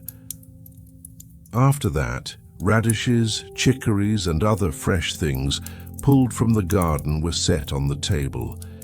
They seemed to still carry the faint dampness of the soil and the coolness of the outdoors. A round of fresh cheese was added to the meal as well. It was an unshowy but nourishing offering, simple but fitting. All of this was served in clay vessels. There was no silver and no gleaming metal. But the food resting in those earthen dishes had begun to look more precious because of the sincerity of the hands that offered it. Hermes had seen far more abundant tables in the grand estates of Phrygia. Yet even so, he sensed that the things set here on the mint-scented table of the little hut were more alive and more honest than those. The offerings Baucis brought to the table did not end there.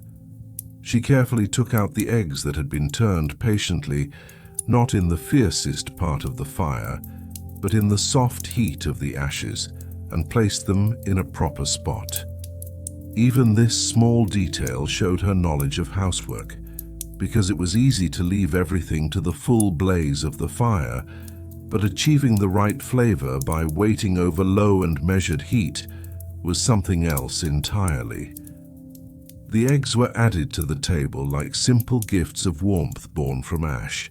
Then Philemon brought the jar in which the wine would be mixed, and the cups carved from beechwood, their insides coated with wax. There was no luxury in any of them, but there was a care in all of them that use had never worn away. The age of the objects revealed poverty, but at the same time it also showed that their owners had used them carefully rather than roughly. Looking at those vessels, one could understand that for years Baucis and Philemon had preserved everything in this house in small measure, but in the right way. Each new thing placed on the table revealed not the narrowness of the house, but the measure of its owners' hearts. Because the purpose here was not to appear wealthy, it was to offer whatever they had without shame, yet without leaving anything lacking. And sometimes it was exactly this honesty that turned into a nobility greater than any abundance. As the table came together, the air inside the hut took on a different form. Until that moment, the fire, the preparation, and the waiting had stood in the foreground. Now the act of sharing itself was beginning to become visible. The movements of Baucis and Philemon still carried the same quiet harmony. While one placed something on the table, the other found the proper empty space. While one brought a vessel, the other made room for it. They neither hurried too much nor hesitated. It was as if for years they had set this same table in this little room hundreds of times, but had treated it each time with the seriousness of doing it for the first time.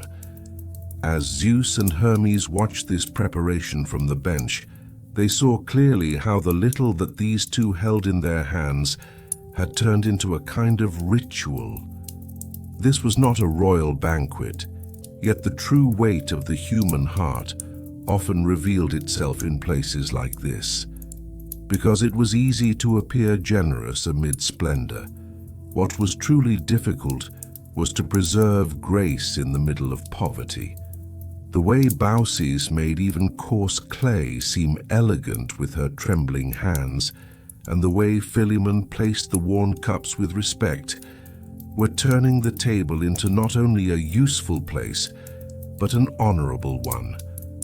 Hermes thought that without realizing it, this old couple was serving not the gods, but virtue itself. At last, when the table was complete, an unexpected beauty had appeared in the middle of the narrow hut.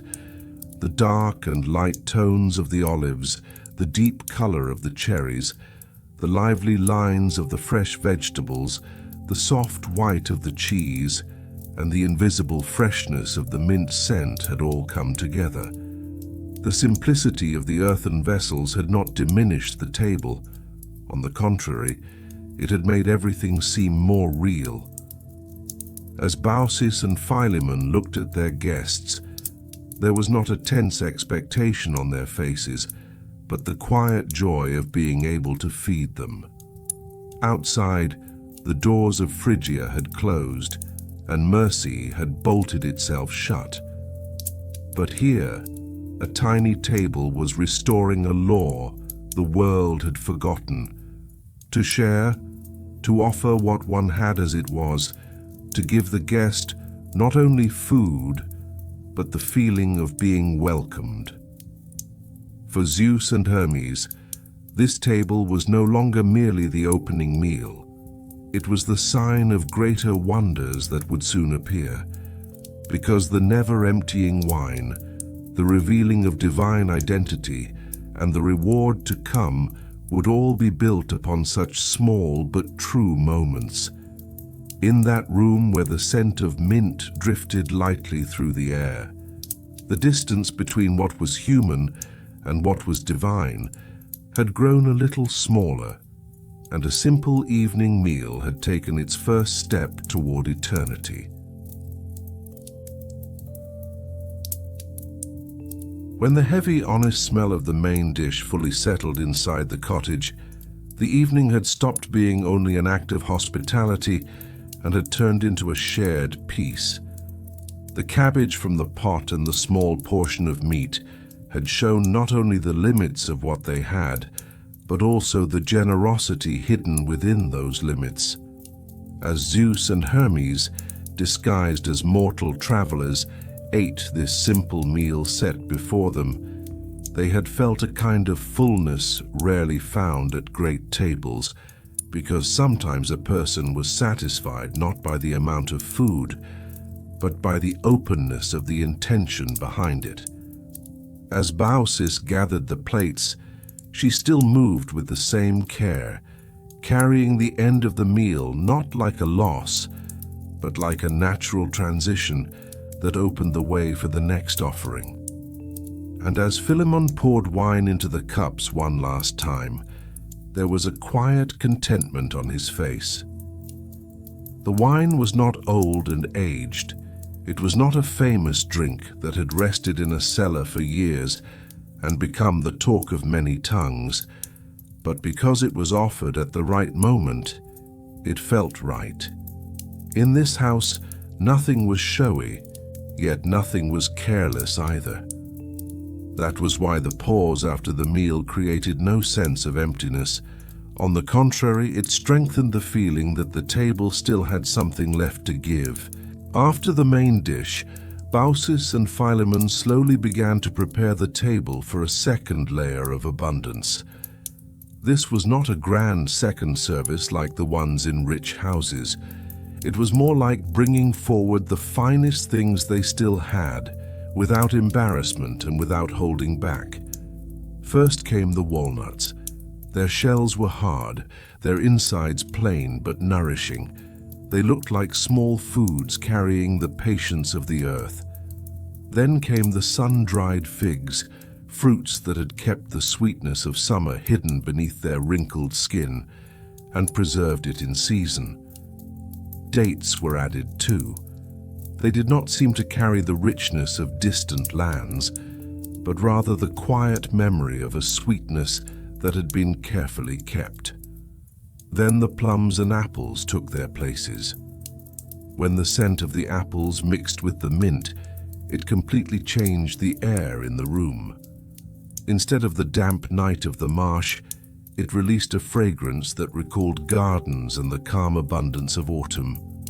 Presented in wide-woven baskets and clay plates, all these fruits were arranged not with the splendor of a great feast, but with the sincerity of a contented home.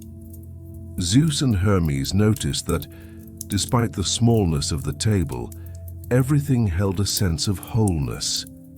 Each new thing brought there completed what had come before without overshadowing it, as if the hosts were not simply laying out what they owned, but gently spreading their lives across the table. At last, Baucis placed a small but shining honeycomb at the very center of the table. In that moment, the appearance of the table changed at once. The honeycomb drew attention not because of its size, but because of the way it stood in the center. Thin golden traces showed on its surface, and the last soft reflections of evening light moved through its honey-filled cells. In that tiny cottage, among clay bowls and simple fruit, the honeycomb stood almost like a silent crown. But what made it precious was not only its sweetness, it seemed to gather the very essence of the whole table into itself, the essence of what the earth gave, what human hands protected, and what people were willing to share when the time came. Baucis did not place it there with any special emphasis, and Philemon did not act as if he were presenting some great gift when he brought it. Because in this house, even the most valuable things were not turned into a display. They were simply brought out when the proper moment arrived. Hermes's gaze rested on the honeycomb for a short time. Then he looked at the other offerings around it and understood that this small arrangement held something that could not be found in the great mansions of Phrygia. Nothing offered here was meant to impress anyone. It was all truly meant to be shared. That was why the honeycomb stood on the table, not only as a sweet ending, but like the visible heart of hospitality itself. For Zeus, that was the most striking thing of all. It was not the variety of the food before him, but the will behind that variety. The generosity of this elderly couple did not come from making the little they had seem great. On the contrary, everything was offered without seeming larger than it was, yet without being made to feel smaller either. They were not hiding their poverty, but they were not turning it into a display of lack. Everything on the table was real, everything was limited, everything was sincere. But for that very reason, what they shared had begun to rise beyond its material measure. Zeus remembered the doors he had seen along the road. There had been abundance there, but no openness. Here there was narrowness, but the willingness to make room seemed limitless. Most people thought sharing was easy when they had much, but the true measure appeared when what was little was shared. That was where the greatness of Baucis and Philemon lay. Even when they placed the last beautiful things they had before their guests, they were not doing it to make their sacrifice visible. This was simply the right thing for them to do. In such moments, a person's character was understood less from their words than from what they placed on the table. And the table set in this small cottage had now become one of the most honest answers Zeus had ever seen. On the faces of Baucis and Philemon, there was not the tense eagerness of people waiting for their guests' approval, but the peaceful joy of having made them comfortable. It was as if these two old people had been proving the same truth again and again throughout the evening. A house might not be large, but if the heart was narrow, no table was ever complete. If the heart was open, even the smallest table was enough. From time to time, Baucis looked at the table and silently weighed whether anything was still missing. Philemon adjusted the places of the cups and quietly filled the empty spaces before his guests whenever he noticed them. This attention was not the exhausting rush of service, but a natural sense of order rising from the heart. Zeus and Hermes had now felt that they were no longer being hosted in this house alone, but welcomed almost as if they were being protected. Outside, the night was deepening, and the wind by the edge of the marsh was brushing against the reeds of the cottage. Inside, time was moving more slowly and more gently. The walnuts, figs, grapes, apples, and the honeycomb at the center of the table had become quiet signs of a great peace built inside a small home. A dinner, almost without anyone noticing, had turned into one of the purest forms of human nature. And for the gods, That was the truly surprising thing. The miracle had not yet appeared, but the hearts that deserved a miracle had already revealed themselves.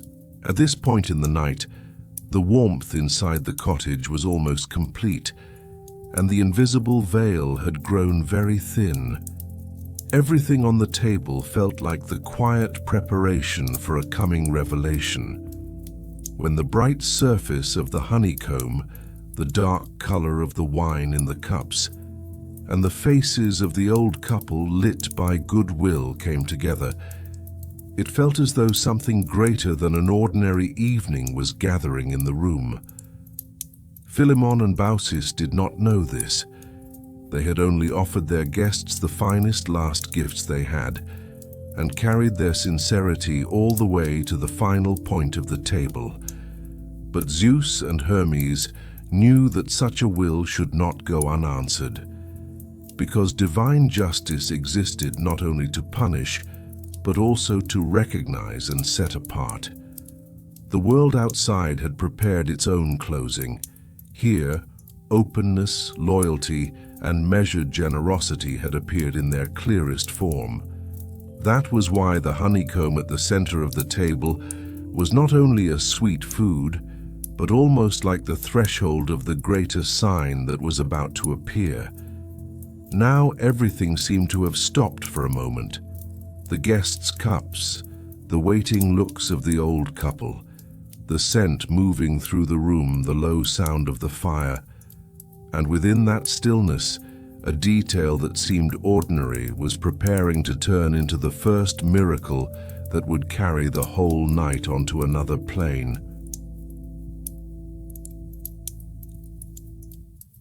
The fruit on the table had found its place, and the golden color of the honeycomb had begun to glow quietly in the dim light of the little cottage, while the mood of the evening meal had reached an entirely different depth. Baucis and Philemon looked at their guests with the inner peace of having placed nearly everything they had on the table, and they tried not to overlook even the smallest need. The wine jar had changed hands several times, and the cups had been filled and emptied more than once. Everything had been moving along exactly as it should in a poor but orderly home. There was neither too much nor too little. There was no excess, but there was no embarrassing shortage either. That was exactly why, when the miracle first appeared, it felt so shocking, because up to that moment, everything inside the cottage had been tied to nature, labor, habit, and measure. Now it would become clear that on that same table, an invisible hand had quietly stepped in.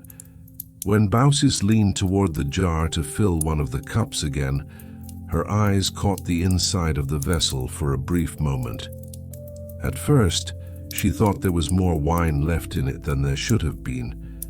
Then she remembered how much had been poured before. Then she looked again. Inside the jar, the dark red liquid that should have been running low seemed to have risen again. The expression that fell across her face began with the brief confusion of people who think they have seen something wrong, but after a few breaths, it turned into the horror of understanding that what she had seen was not mistaken, but unexplainable. Philemon noticed the same thing not long after. The cups were emptying, but the jar seemed to be filling itself again from within. There was no second vessel feeding it. No one was quietly adding more. The wine kept rising with a slow but unstoppable abundance. Every time it began to diminish, it was being made full again from an unseen source. On the old man's face, attention appeared first, then doubt, and then the heavy shadow of a sacred fear, because people who lived in a poor house knew the measure of what they had.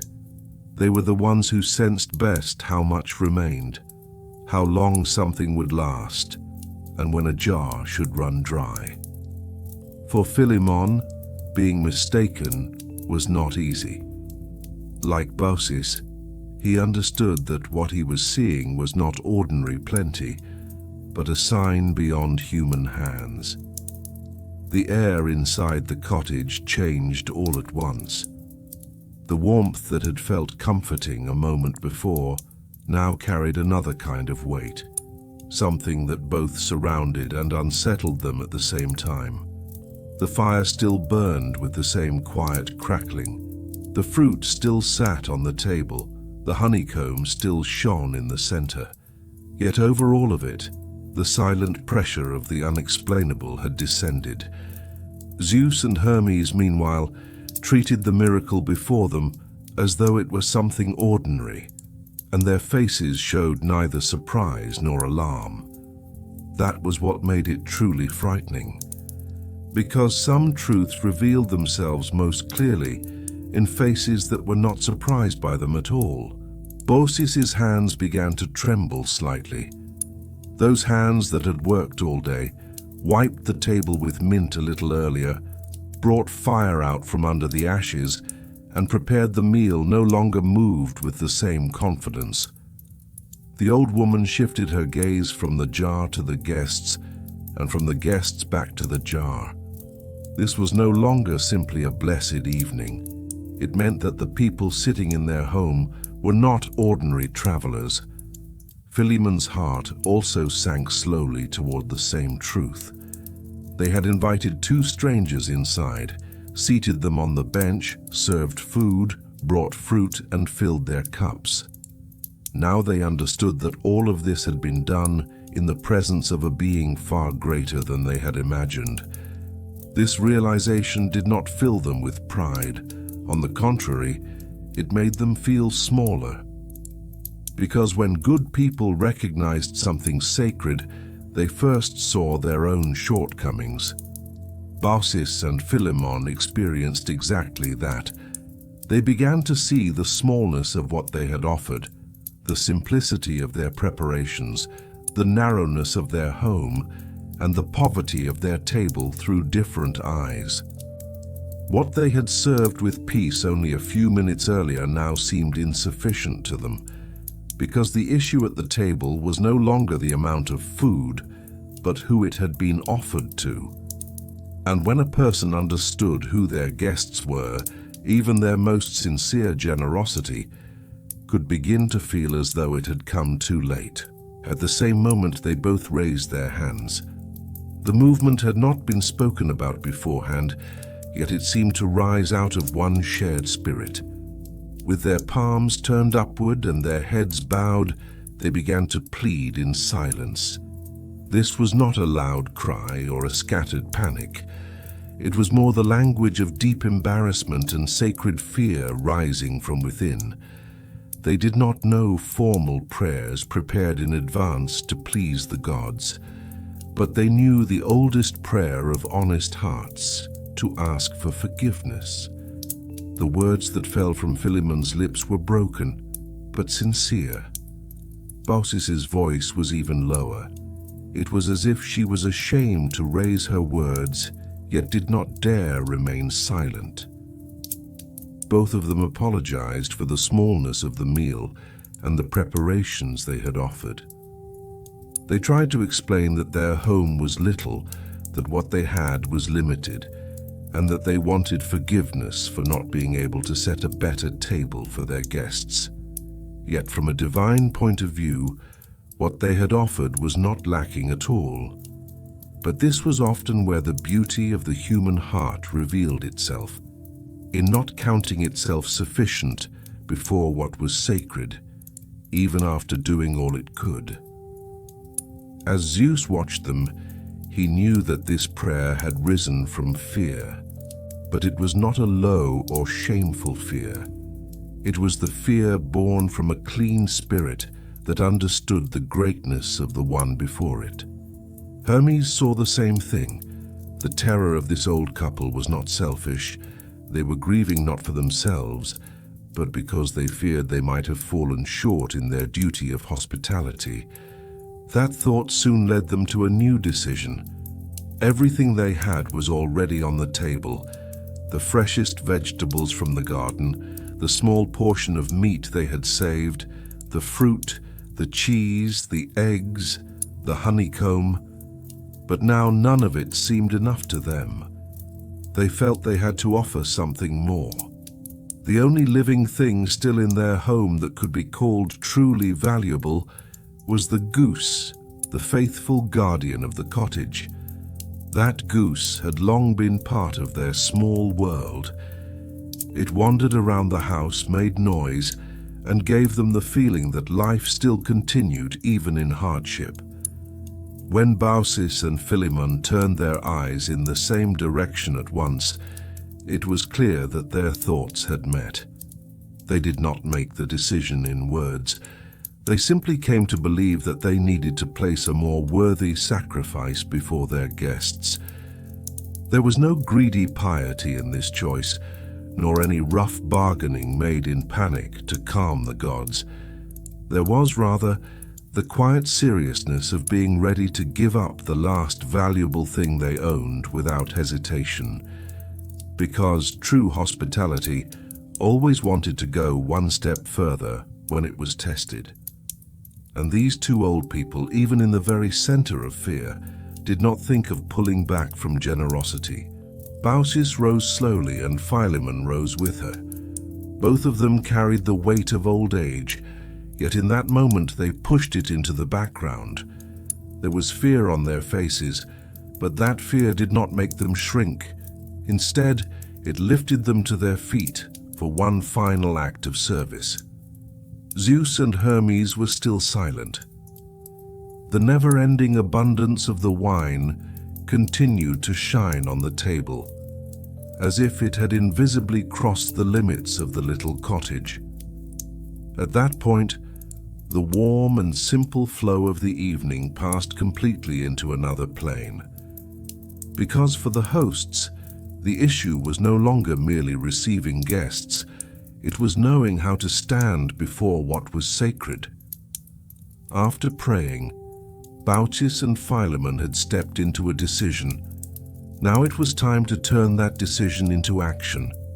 Their eyes shifted toward the corner of the cottage. Their hands quietly prepared themselves. Their old bodies tried to summon the last trace of agility left from youth. In a moment, a sad but strangely lively commotion would begin inside that little cottage, and that commotion would become a threshold that revealed both their faithfulness and the mercy of the gods. The wine had not run out, but the old evening too had now been left behind in full. After this, nothing would remain ordinary. The goose owned by the elderly couple stood in one corner of the cottage, secure in the familiarity of its ordinary existence. It knew nothing of what had happened, nor was it in any position to understand the sudden change in its owner's expressions. But animals too sensed certain things before humans did. Somehow it must have felt that the air in the room had suddenly tightened, that the two old bodies had turned in the same direction at the same time, and that some intention other than the calm flow of fire and food had begun to emerge. Philemon approached slowly, while Baucis took her place from the other side. But the knees made heavy by old age, and the slowed reflexes immediately showed that determination was not always enough. The goose slipped away from the first reaching hand at once. It spread its wings and changed direction inside the room with a frantic, yet surprisingly agile twist. And so, inside the cottage, a strange chase began, slightly amusing but just as touching. As Philemon moved around the couch, he watched where he stepped, and Baucis, keeping an eye on the edge of the table, tried from the other side to catch up. The goose, meanwhile, ran here and there, as if suddenly making the tiny cottage feel larger than it really was. The room that had trembled with sacred fear only moments earlier was now filled with the light sounds of footsteps, flapping wings, and the urgency of restrained breathing. Even so, there was no harshness in the scene. Their effort was not the frenzy of a wild hunt, but the anxious attempt of two old people to make one final generous offering. That was why, even if there was something in the scene that invited a smile, at its core it carried a sorrowful and pure intention. Before long, the goose began using every corner of the house to its own advantage.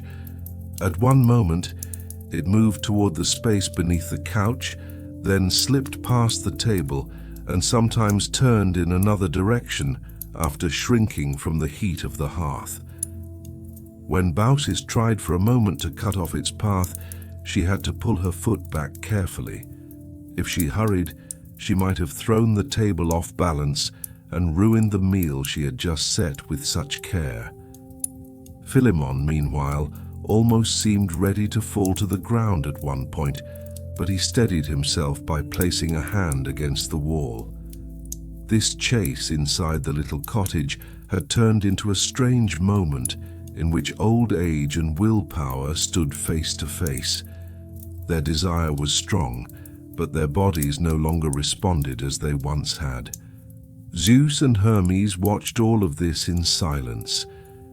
What unfolded before them was not merely the failed preparation of a sacrifice. It revealed something much deeper.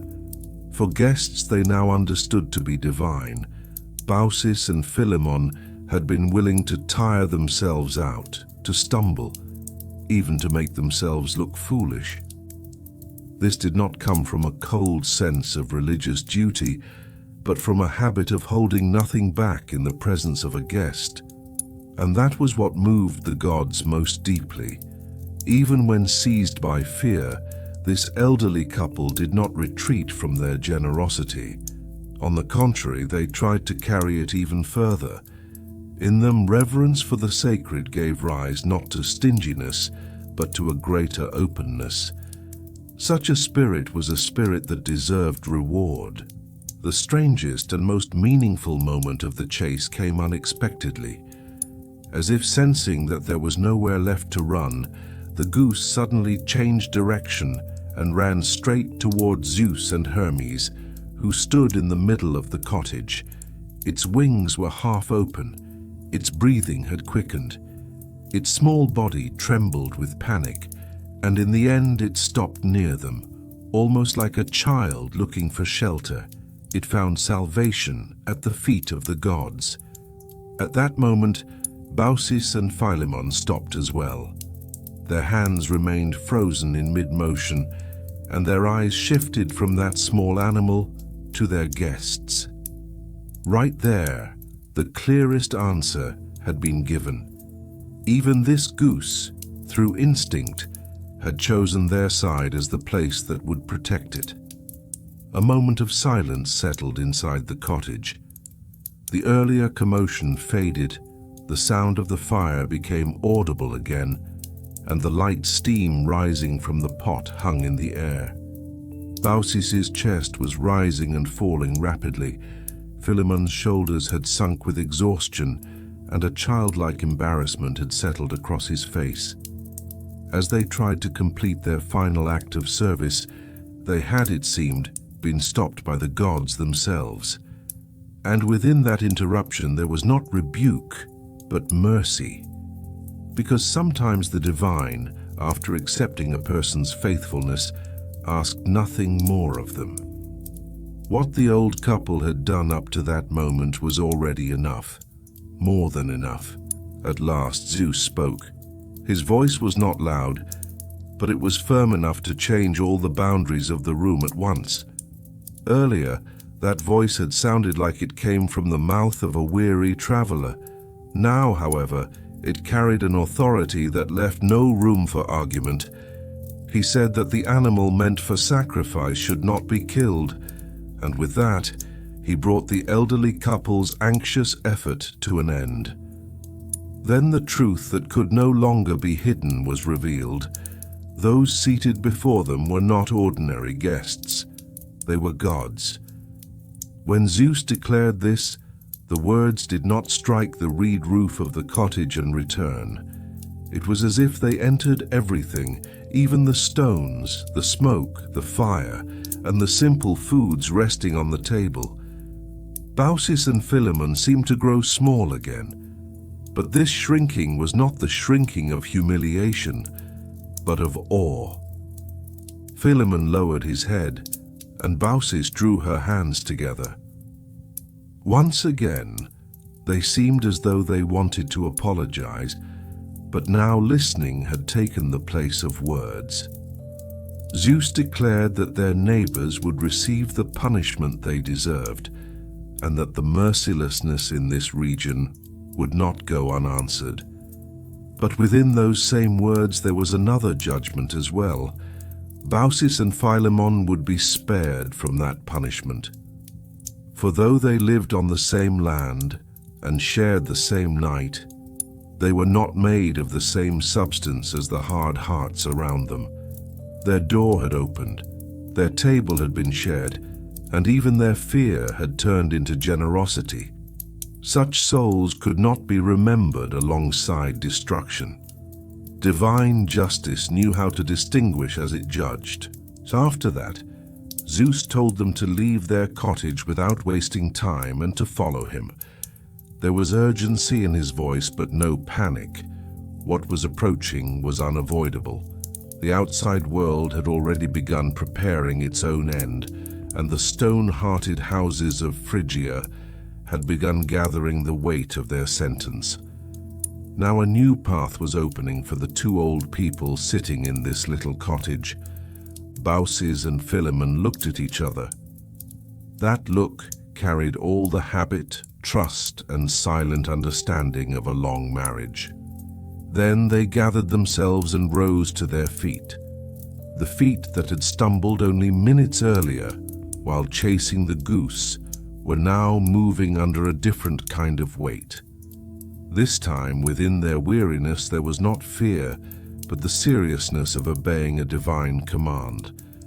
The door of the cottage would soon open again, but this time not to let someone in, but to save. The table left behind them, the honeycomb, the cups, the pot, the fire, and all the small order of the house had already begun to belong to the past. And yet, in their eyes, this house had not grown smaller. On the contrary, on this very evening, because of this very test, it had become the most precious place in their lives. And now, with the gods in front and the elderly couple behind, they were preparing to set out through the night toward the mountain. The next step would not be merely a walk, but the leaving behind of the old world. Zeus's command had changed the air inside the hut in an instant. For Baucis and Philemon, this did not simply mean leaving the house. They were being asked to leave behind that small world where they had lived under the same roof since their youth, the place that had lightened their poverty and quietly held both their joy and their sorrow. Even so, neither of them objected, because when a person felt the certainty of a divine command before them, they learned to leave behind even the things they loved. Baucis paused for a moment at the doorway and looked back inside the hut. The light left within was weak, but familiar. It carried a small sense of safety that had come through many years. Philemon must have left the same look behind, because on the old man's face there was not only the sadness of leaving his home, but also the heavy acceptance of sensing that this was not happening for no reason. Then both of them stepped outside, leaning on their staffs. Zeus and Hermes began to walk ahead, and the old couple followed them with their tired breaths mixing into the coolness of the night.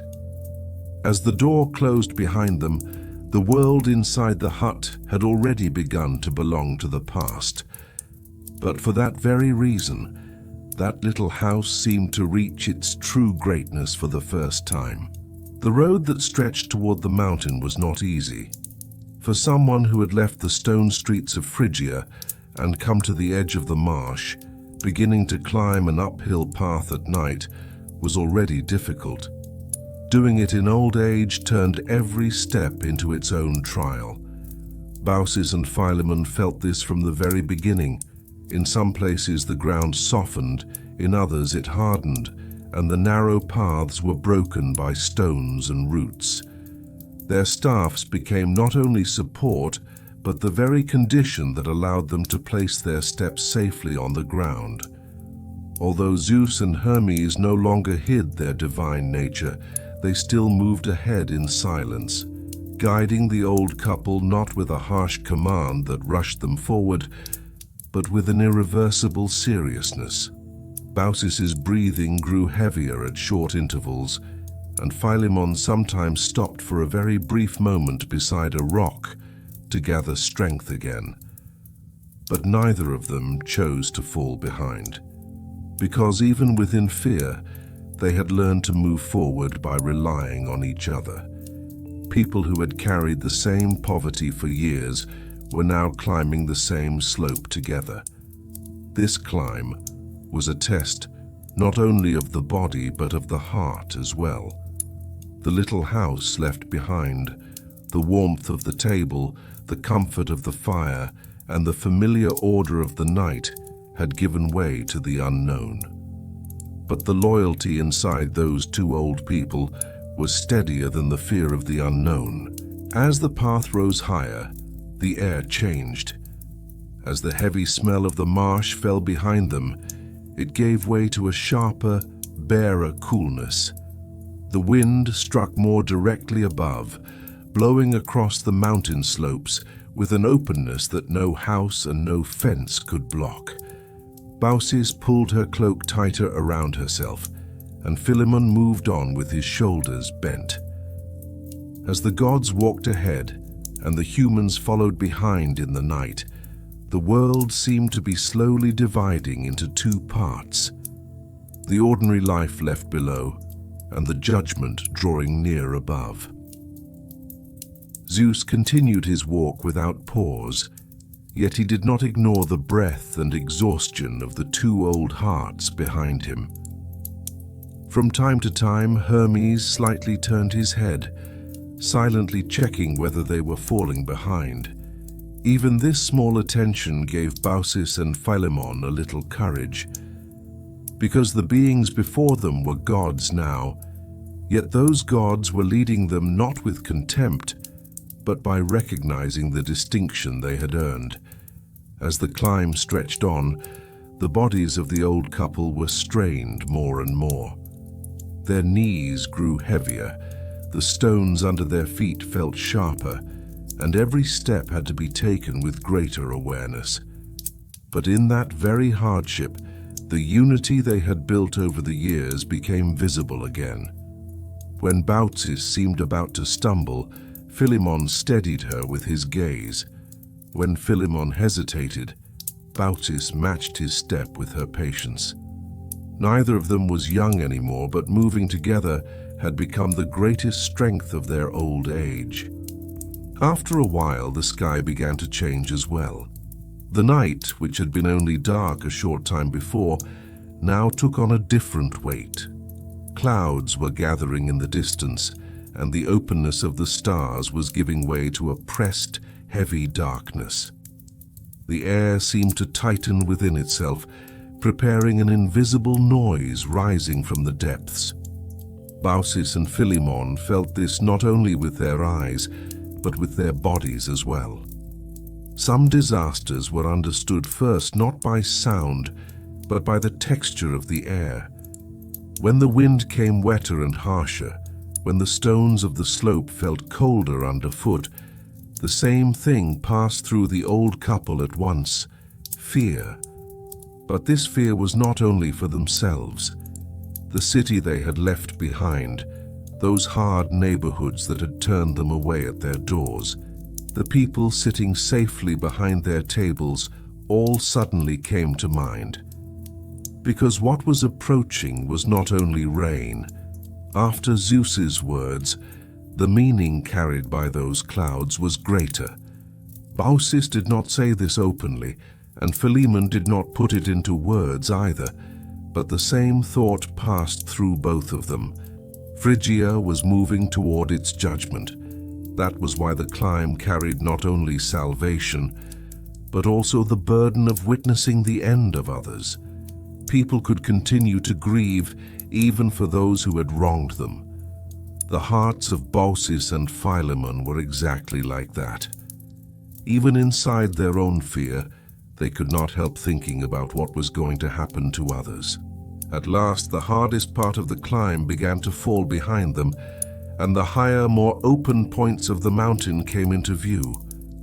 When Zeus stopped at one place, the old couple also stopped, leaning on their staffs.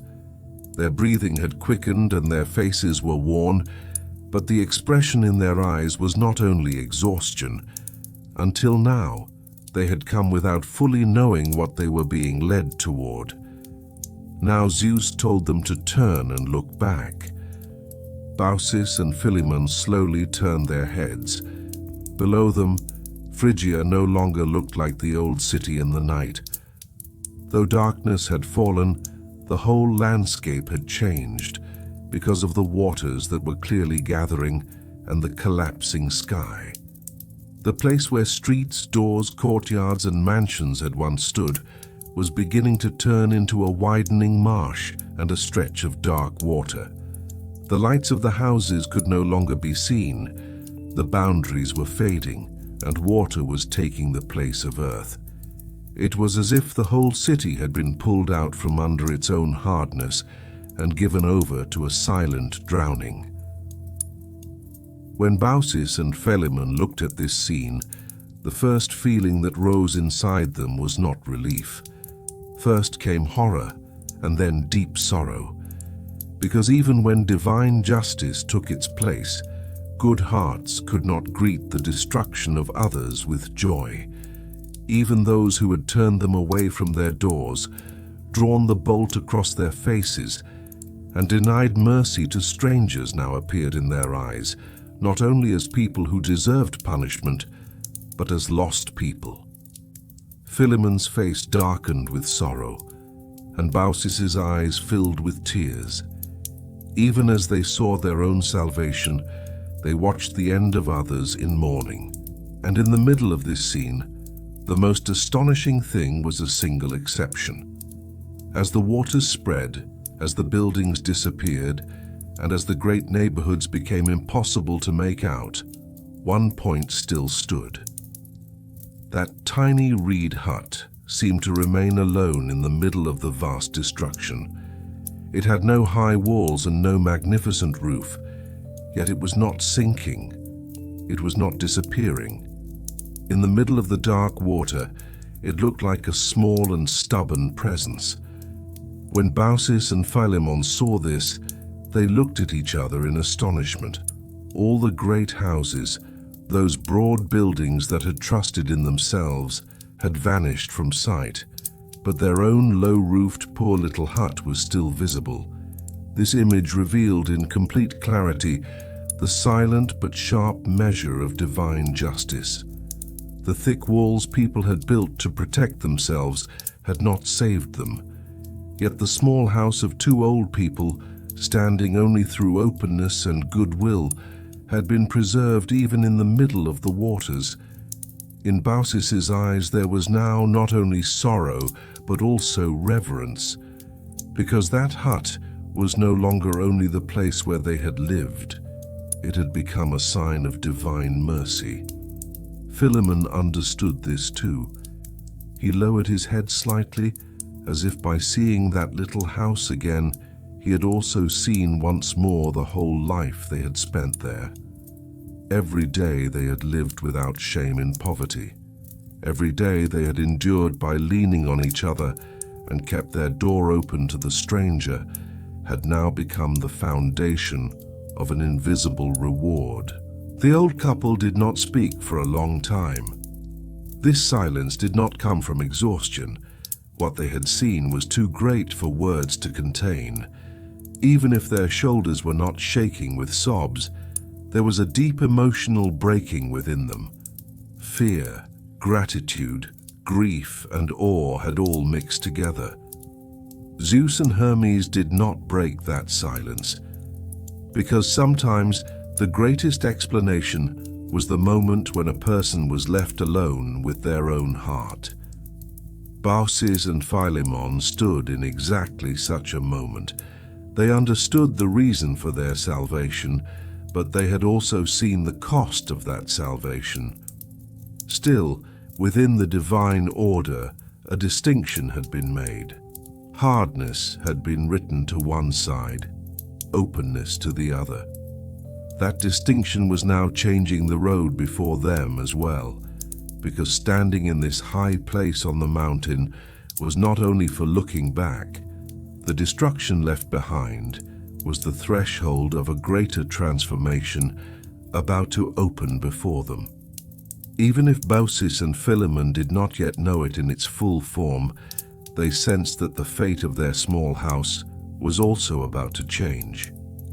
Because the gods did not call people only to save them. Sometimes they also brought them to the threshold of a reward that would carry them beyond the simplicity of the life they had lived. And now, in the high coolness of the mountain, while they looked down at Phrygia sinking beneath the waters, their long-lasting love and pure hospitality were preparing to take on a new form. The reed roof left behind would very soon become the beginning of something entirely different. At that silent point high on the mountain, overlooking the flooded land of Phrygia, the weight of terror slowly began to turn into something else. In the middle of the destruction they had just looked upon through tears, Baucis and Philemon saw that their little cottage was still standing, and they understood that this was not comfort, but a divine separation. But the miracle was not yet complete. As the old couple stood leaning on their staffs and watching below, a new change began to appear around the reed-roofed house that stood alone in the middle of the water. At first, from a distance, it looked like a trick of the eye, as if the movement of the waves and the lifting of the darkness were making the old roof seem different from what it really was. But after a few breaths, it became clear that the change was real. The lines of the cottage began to widen, rise and harden. That old roof, woven from straw and reeds, was leaving behind its humble shape. The quiet shelter of poverty was turning into a new form of being through the touch of an invisible power. Baucis's eyes opened wide, filled with tears, and Philemon bowed his head a little farther forward. Both of them watched in amazement as the place they had called shelter since their youth took on a form before their eyes that went beyond the measure of the world. The transformation moved forward with a certainty that was not slow, but not rushed either. The rough posts that had once held up the roof stretched and straightened, as if some other substance were rising from within them, and turned into marble columns. That narrow door was no longer only the entrance to a house. The lines around it widened, rose, and gained the kind of opening worthy of a temple. The walls of the cottage, once standing through mud, reeds, and human labor, disappeared from sight in their old form. In their place settled the steady brightness of white stone. The roof, woven from reeds, was one of the last parts to change, because that roof carried the soul of the whole story. That roof which had received the rain, let the wind pass through, and stood above poverty, but also above a love that had been preserved, now began to take on a golden radiance.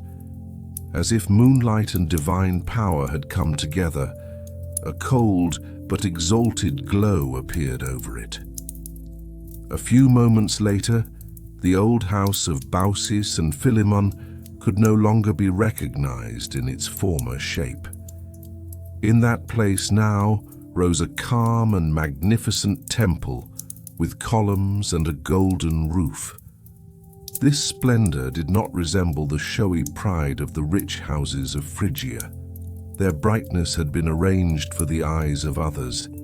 This new brightness was the outward form of goodness long carried within.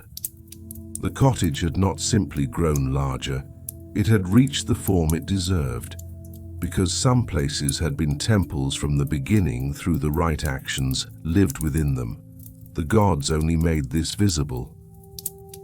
When Baucis and Philemon looked at this miracle, all the poverty of their lives did not suddenly become worthless.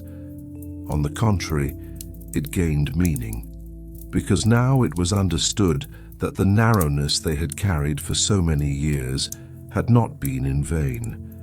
Living with little, not hiding their lack, growing old together with patience around the same table, making room for the stranger who came to the door. All of these had become the quiet foundations of this magnificent ending. Zeus and Hermes stood beside them, making it clear that this transformation was not only a reward, but also a judgment. The stone-hearted houses of Phrygia had sunk into the water, and the great mansions had been erased into darkness and marsh. But the tiny cottage had been turned into a sanctuary by the touch of divine mercy. There was still sorrow in Baucis' eyes. The end of her neighbors had not been wiped from before them, but gratitude was now mixed into that sorrow. Philemon felt the same thing. Both of them felt the weight not only of having been saved, but of having been seen. It was at that very moment that Zeus turned to them, and joining the certainty in his voice with a gentle grace, told them to speak if there was any reward they wished to ask for. This offer was not only the generosity of a god, it was also a final test that would reveal what the hearts of Baucis and Philemon truly leaned toward. They could have wished for wealth. They could have asked for youth again, for a longer life, for broader lands, for a new prosperity in place of the world that had been lost. But the hearts of this old couple, just as throughout their lives, turned here as well toward the same plain truth. First, they looked at each other. That glance was like the quietest summary of the shared life they had carried since their youth. They did not need to make long speeches, because for two people who had carried the same poverty, who had grown old beside the same bed, the same hearth, and the same doorway, the greatest wish was not to be separated. In slow but clear words, Philemon said that they wanted to serve the gods in this sacred place that had been given to them. Baucis completed this with a quiet movement of her head. Their second wish, and in truth their greater one, came from deeper within. Neither of them wanted to witness the death of the other. Since they had shared the same life, they should not live the end apart. One should not see the grave of the other, and the other should not remain alone after the first was gone. This was their wish, no more and no less, and the simplicity of that wish summed up their whole life. Because for them, the greatest blessing was not to live in some other way, but to keep remaining together. When Zeus heard this wish, he knew how human it was, and at the same time how elevated. Because most people, when asked what reward they wanted, tried to make the world bigger. Baucis and Philemon had only wished not to be separated. This was the purest expression of their love. A calm satisfaction that understood this also appeared on Hermes' face. The gods told the old couple that they would become the guardians of this new temple. They would no longer be poor hosts who had once offered bread to strangers, but priests of a sanctuary that had become a monument to divine mercy. There was no display in this task, but there was great peace in it, because the years that would pass in the shadow of the temple would set their hands to work again. but this time not for the small blessings of the earth, but for the quiet continuation of a sacred place. Baucis would guard the altar just as she had guarded the hearth, and Philemon would watch over the temple grounds just as he had watched over the garden. Their old age would not disappear, but it would no longer feel like a burden. Time would still pass, and their bodies would still move toward the earth. But now this passing would hold more completion than fear, because what had been promised to them was not only protection, but the chance to be completed together. As the golden-roofed temple rose below like a calm light in the middle of the waters, Baucis and Philemon stood on the mountain's height at the edge of the greatest transformation of their lives. Behind them was destruction. Before them was a sacred duty. But the deepest truth between these two extremes had not changed at all. They were still the same two people. Two old human beings who had lived leaning on each other, who had lightened the same poverty, kept the same door open, and remained generous even inside the same fear. The gods had changed their surroundings, turned their house into a sanctuary, and lifted up their fate. But the reason for that elevation was the simplicity they had carried from the beginning. That was why the golden roof did not feel like some strange blessing that had suddenly fallen from the sky. It was the visible form at last of a right long hidden from sight. Baucis and Philemon perhaps could not fully put this into words, but both of them felt the same thing. The things that had seemed so small throughout their lives had now gained meaning on the scale of eternity. And so, as a golden-roofed temple rose where the reed-roofed house had once stood, those two old hearts placed their deepest wish before the gods. What came after this was no longer waiting, but a slow and peaceful walk toward completion. The years that passed in the shadow of the golden-roofed temple did not seem to have lengthened the lives of Baucis and Philemon. Rather, they seemed to have deepened the time that remained without making it heavier. Everything they had once done in their reed-roofed cottage now continued in a different setting, but with the same spirit. In the mornings, Baucis arranged the area around the altar, put the flowers in their proper places, and kept the space set apart for the gods quietly clean with the same care she had once shown at her old hearth. Philemon, meanwhile, watched over the grounds of the temple, welcomed those who came, gathered the leaves that had fallen on the steps and stone floor, and guarded this new sacred place as if he were still tending the threshold of his own little home. Their duties had grown, but their nature had not changed. They had never been merely the owners of a house. They had been two people who knew how to make room. And now they were doing the same thing again. They were making room not only for a traveler, but for the sacred itself, and they were doing it not with fear, but with the same heartfelt simplicity they had carried for so many years. The white marble of the temple, the changing light on the golden roof at morning and evening, and the still reflections of the surrounding waters made their lives look magnificent from the outside. Yet within, the same restraint, the same contentment, and the same habit of completing one another still remained. As the years went on, their bodies grew weaker and their steps slower, yet the bond between them did not grow lighter. On the contrary, time had taken their love out of the fire of youth and turned it into something calmer, but stronger. What was felt now was not so much passion as a sense of fulfillment, not so much excitement as a deep devotion. And that was something more moving than all the divine splendor rising within the temple. At the end of each day, as the sun sank behind the hills of Phrygia, The two of them would often stand on the temple steps or near the threshold and speak of the past.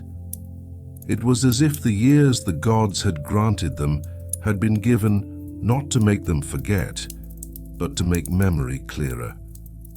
Sometimes Baucis recalled that first night, the little table she had wiped with mint, the fire she had coaxed back to life from the ashes, the boiling cabbage, the trembling cups, the wine that never ran out. Philemon would join her and remember with a faint smile the goose darting back and forth through the cottage. Then both of them would always come to the same point, the bolted doors of the city outside and the open door of their small cottage. Everything they had lived through seemed to have come from that single difference. Being good had not required great words. It had begun simply by making room for a stranger. Each time they remembered this truth, they were struck not by how small their lives had been, but by how clear they had been. For most of the time, it was only when a person looked back that he could understand how simple the moments were that tied him to eternity. The lines on Philemon's face had deepened, and Baucis's hair had turned completely white, yet when they looked at each other, they saw not the warmth of first sight, but something more precious, a union that had been tested for years and had not broken. The desire of both of them had remained the same, just as they had once said to the gods. Neither should be left behind in the other's absence. As the years passed, that wish took on even greater meaning. Because in old age, love often showed itself not through passionate words, but through the inability to bear the thought of separation. At last one evening, as the sky once again reddened with the sorrowful stillness of the old stories, that long waiting began to reach its end. Baucis and Philemon were standing on the sacred steps of the temple, speaking once more of the past. Their voices were lower now, their breaths shorter, their movements more measured. But there was something else in the silence of that evening. Time itself had thinned, and the unseen boundary had drawn near. First one noticed the change in the other. In the beautiful language of the source, Baucis saw that Philemon was putting out leaves, and old Philemon noticed green appearing among Baucis's white hair. The sight was not so much terrifying as deeply shaking, because it did not feel like the coming of a punishment to be feared, but like the fulfillment of a promise they had long expected. Their skin began to harden, their arms grew heavy and tense, and beneath their feet they began to take root into the stone below. Their bodies were being tied to the earth, and the flexibility that belonged to human beings was slowly giving way to another form that was quieter and more enduring. Yet in that moment, there was more awe than pain. Both of them knew what it was. The word of the gods was being fulfilled. Without being torn apart from one another, without one leaving the other behind, they were passing at the same time into another kind of life. For that reason, even if fear passed through them, it did not become the strongest feeling. The deeper feeling was that the life they had shared for so many years was now becoming another kind of union, one that reached beyond the limits of the body itself. As their feet stretched down into the earth like roots, and as their bodies hardened, their eyes were still trying to find each other. For even as the human form began to dissolve, love still wanted until the final moment to turn toward the face it knew. Their final human effort was to move toward each other one more time. Their bodies were thickening, and their arms were stiffening upward and outward in a way that would become branches. Even so, before the bark completely covered their faces, both of them tried to send their final words to one another. They spoke to each other in turn, The words were not long, but they were as full as the whole of their lives. In the end, it was said that the same farewell fell from both their lips. "Farewell, my spouse." Yet this farewell did not mean separation. On the contrary, it was the last human word spoken at the very moment when separation was being made impossible. For as bark closed over their mouths and faces, their voices were drawn into the language of wind and leaves. Baucis's body became a graceful and sweet-smelling linden tree, while Philemon became a strong and enduring oak. One was not separated from the other. Their branches drew near each other. Their trunks rose side by side, and their roots deepened in the same soil as though touching one another. And so the shared wish they had offered to the gods was fulfilled in the most complete way. They did not have to bury one another. They did not have to face an ending marked by growing old alone. The union they had built in life did not come apart in death. It merely changed form. The human body came to an end, but their faithfulness took root. That is why their transformation is not merely a tale of punishment or reward. It is the eternal form of marriage, contentment, shared poverty, and a door opened at the right moment. In the years that followed, those who passed by that place pointed to the two trees standing close together beside the temple and told this story. One was an oak, the other a linden. One was stronger and harder, the other more slender and gentle. Yet both swayed in the same wind, were nourished by the same soil, and silently carried on the same story. This was also what Lelek saw years later and passed on to others. In the place that was now marshland, there had once stood a small cottage, and where that cottage had stood there was now a temple, and beside it stood two trees close to one another.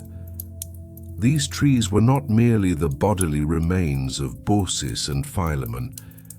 They were the living form of a lesson about what the gods loved most.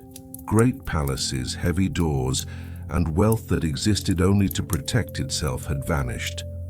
What remained standing was the generosity, faithfulness, and sustaining love of two old people who never diminished one another.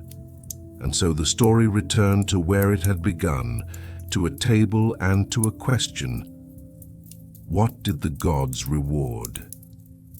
The answer had been found not in great sacrifices or magnificent buildings, but in a small house that made room for two weary strangers.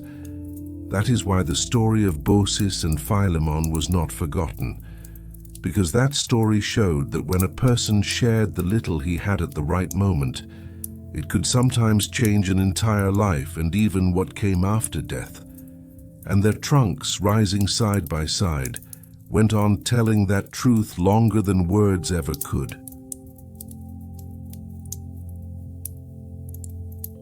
When Lelex finished speaking, the real answer at the table in Achelous' cave should already have been clear.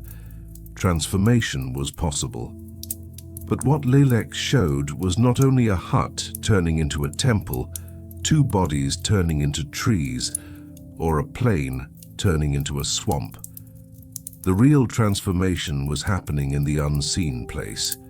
The human heart could turn into mercy or into hardness.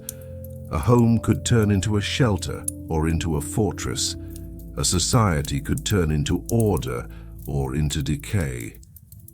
This was what Pirate House could not understand. The power of the gods did not lie only in changing forms, but in revealing the truth inside a thing. The story of Baucis and Philemon proved exactly that. A person became visible not through the greatness of what they possessed, but through how much room they could make for someone else. That was why the center of this story was not the miracle, but the moral divide. On that same night, many doors had been knocked on. The same exhaustion, the same need, The same uncertainty had reached many thresholds, but most of the great houses had fallen into the same error. They had believed that what they owned mattered more than the responsibility to share it. The hard truth of the story began here. Wealth did not automatically make a person evil, but using wealth like an excuse blinded them. Protecting comfort looked innocent to most people, not wanting to disturb the order, being cautious, keeping a distance from strangers, defending one's own space. All of these seemed like reasonable behaviors. But when those reasonable excuses piled up, they eventually made a society merciless. What drowned Phrygia was not only divine anger. Before that, the people in that city had begun to see another person's need as smaller than their own peace. The decay had begun there first. This is something that still feels painfully familiar today.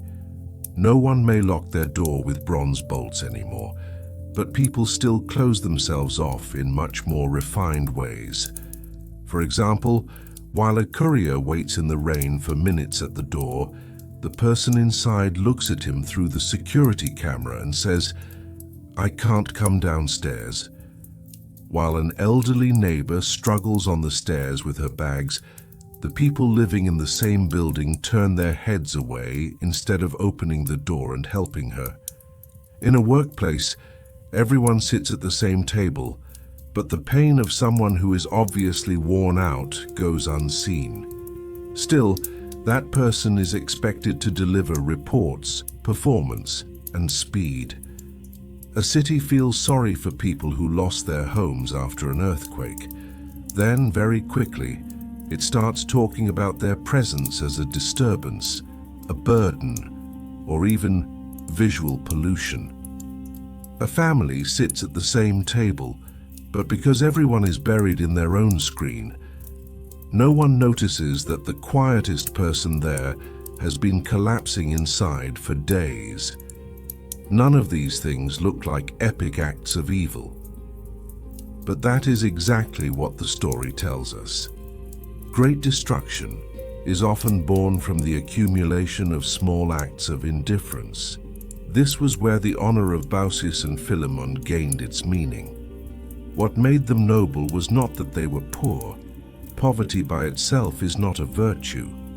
What made them noble was that even in deprivation, they did not treat what they had as belonging only to themselves.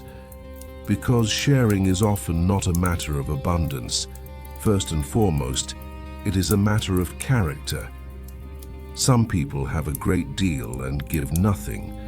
Others have very little, yet set aside the best part of what they have.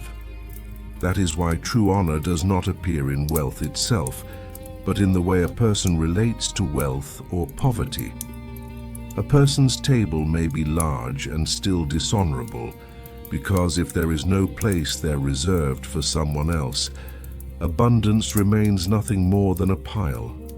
A table may be small and still honorable, because when someone arrives, bread is broken, a chair is pulled out, the fire is refreshed, and the balance of the house is rearranged according to the guest's need. That was what the gods saw. Baucis and Philemon had not displayed great wealth, but they had displayed great humanity. Even today, the line between wrong and right often runs through this very place.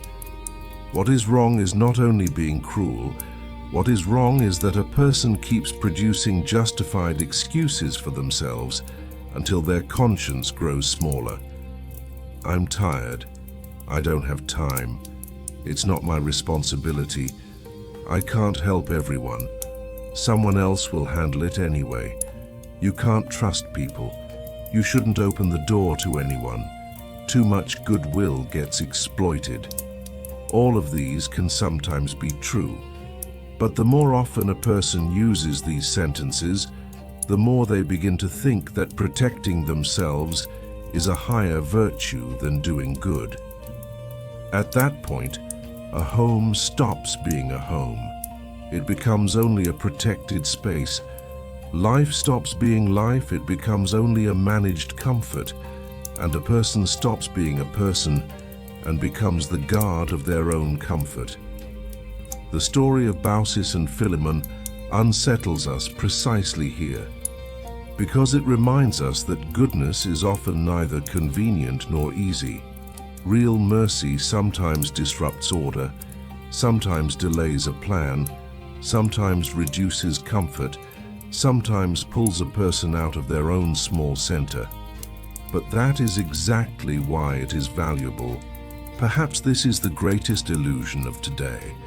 People mistake virtue for a feeling, but virtue often means a decision. It is not enough to feel sorry for someone. You have to make room for them. It is not enough to believe helping is the right thing. You have to reach out your hand. It is not enough to love mercy. You also have to accept its cost. That is why the story of Baucis and Philemon is not a romantic story about a kind old couple. It is harsher than that. It is more instructive, because it shows that they did what was right, not because it was comfortable, but because it was right. While welcoming their guests, they did not magnify their own conditions, place their own fears at the center, or use their own hardship as an excuse.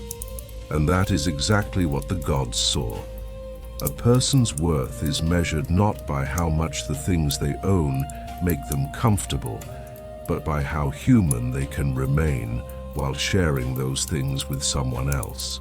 That is why in the end, the story does not leave only this lesson behind: be good. It says something harder than that. It says this: examine your own way of living, your own home, your own habits, your own language, your own order with care. Are you really someone who makes room for people, or are you only someone who thinks they are a good person while constantly closing doors in practice? Is there room at your table for someone else? Can your speed move forward without crushing another person's slowness? Does your idea of safety pull you away from your humanity? Has your exhaustion become an excuse not to see another person's wound? Because everyone turns into something. Day by day, choice by choice, sentence by sentence. No one becomes Phrygia all at once. They become it first by deciding that small mercies are unnecessary. No one becomes Baucis and Philemon all at once. They become them first by treating small sacrifices as natural. And perhaps this was Lelex's real answer. Transformation was possible. The question was not only what the gods could change. The real question was what a human being was becoming every day. It is easy to have larger houses, but what about having a larger heart? It is easy to want more security, but what about being a safe place for someone else? It is easy to collect more things, but what about truly making room for another person? In the end, what will be the thing that makes us remembered? The systems we built, or the small but real place we made in someone else's life?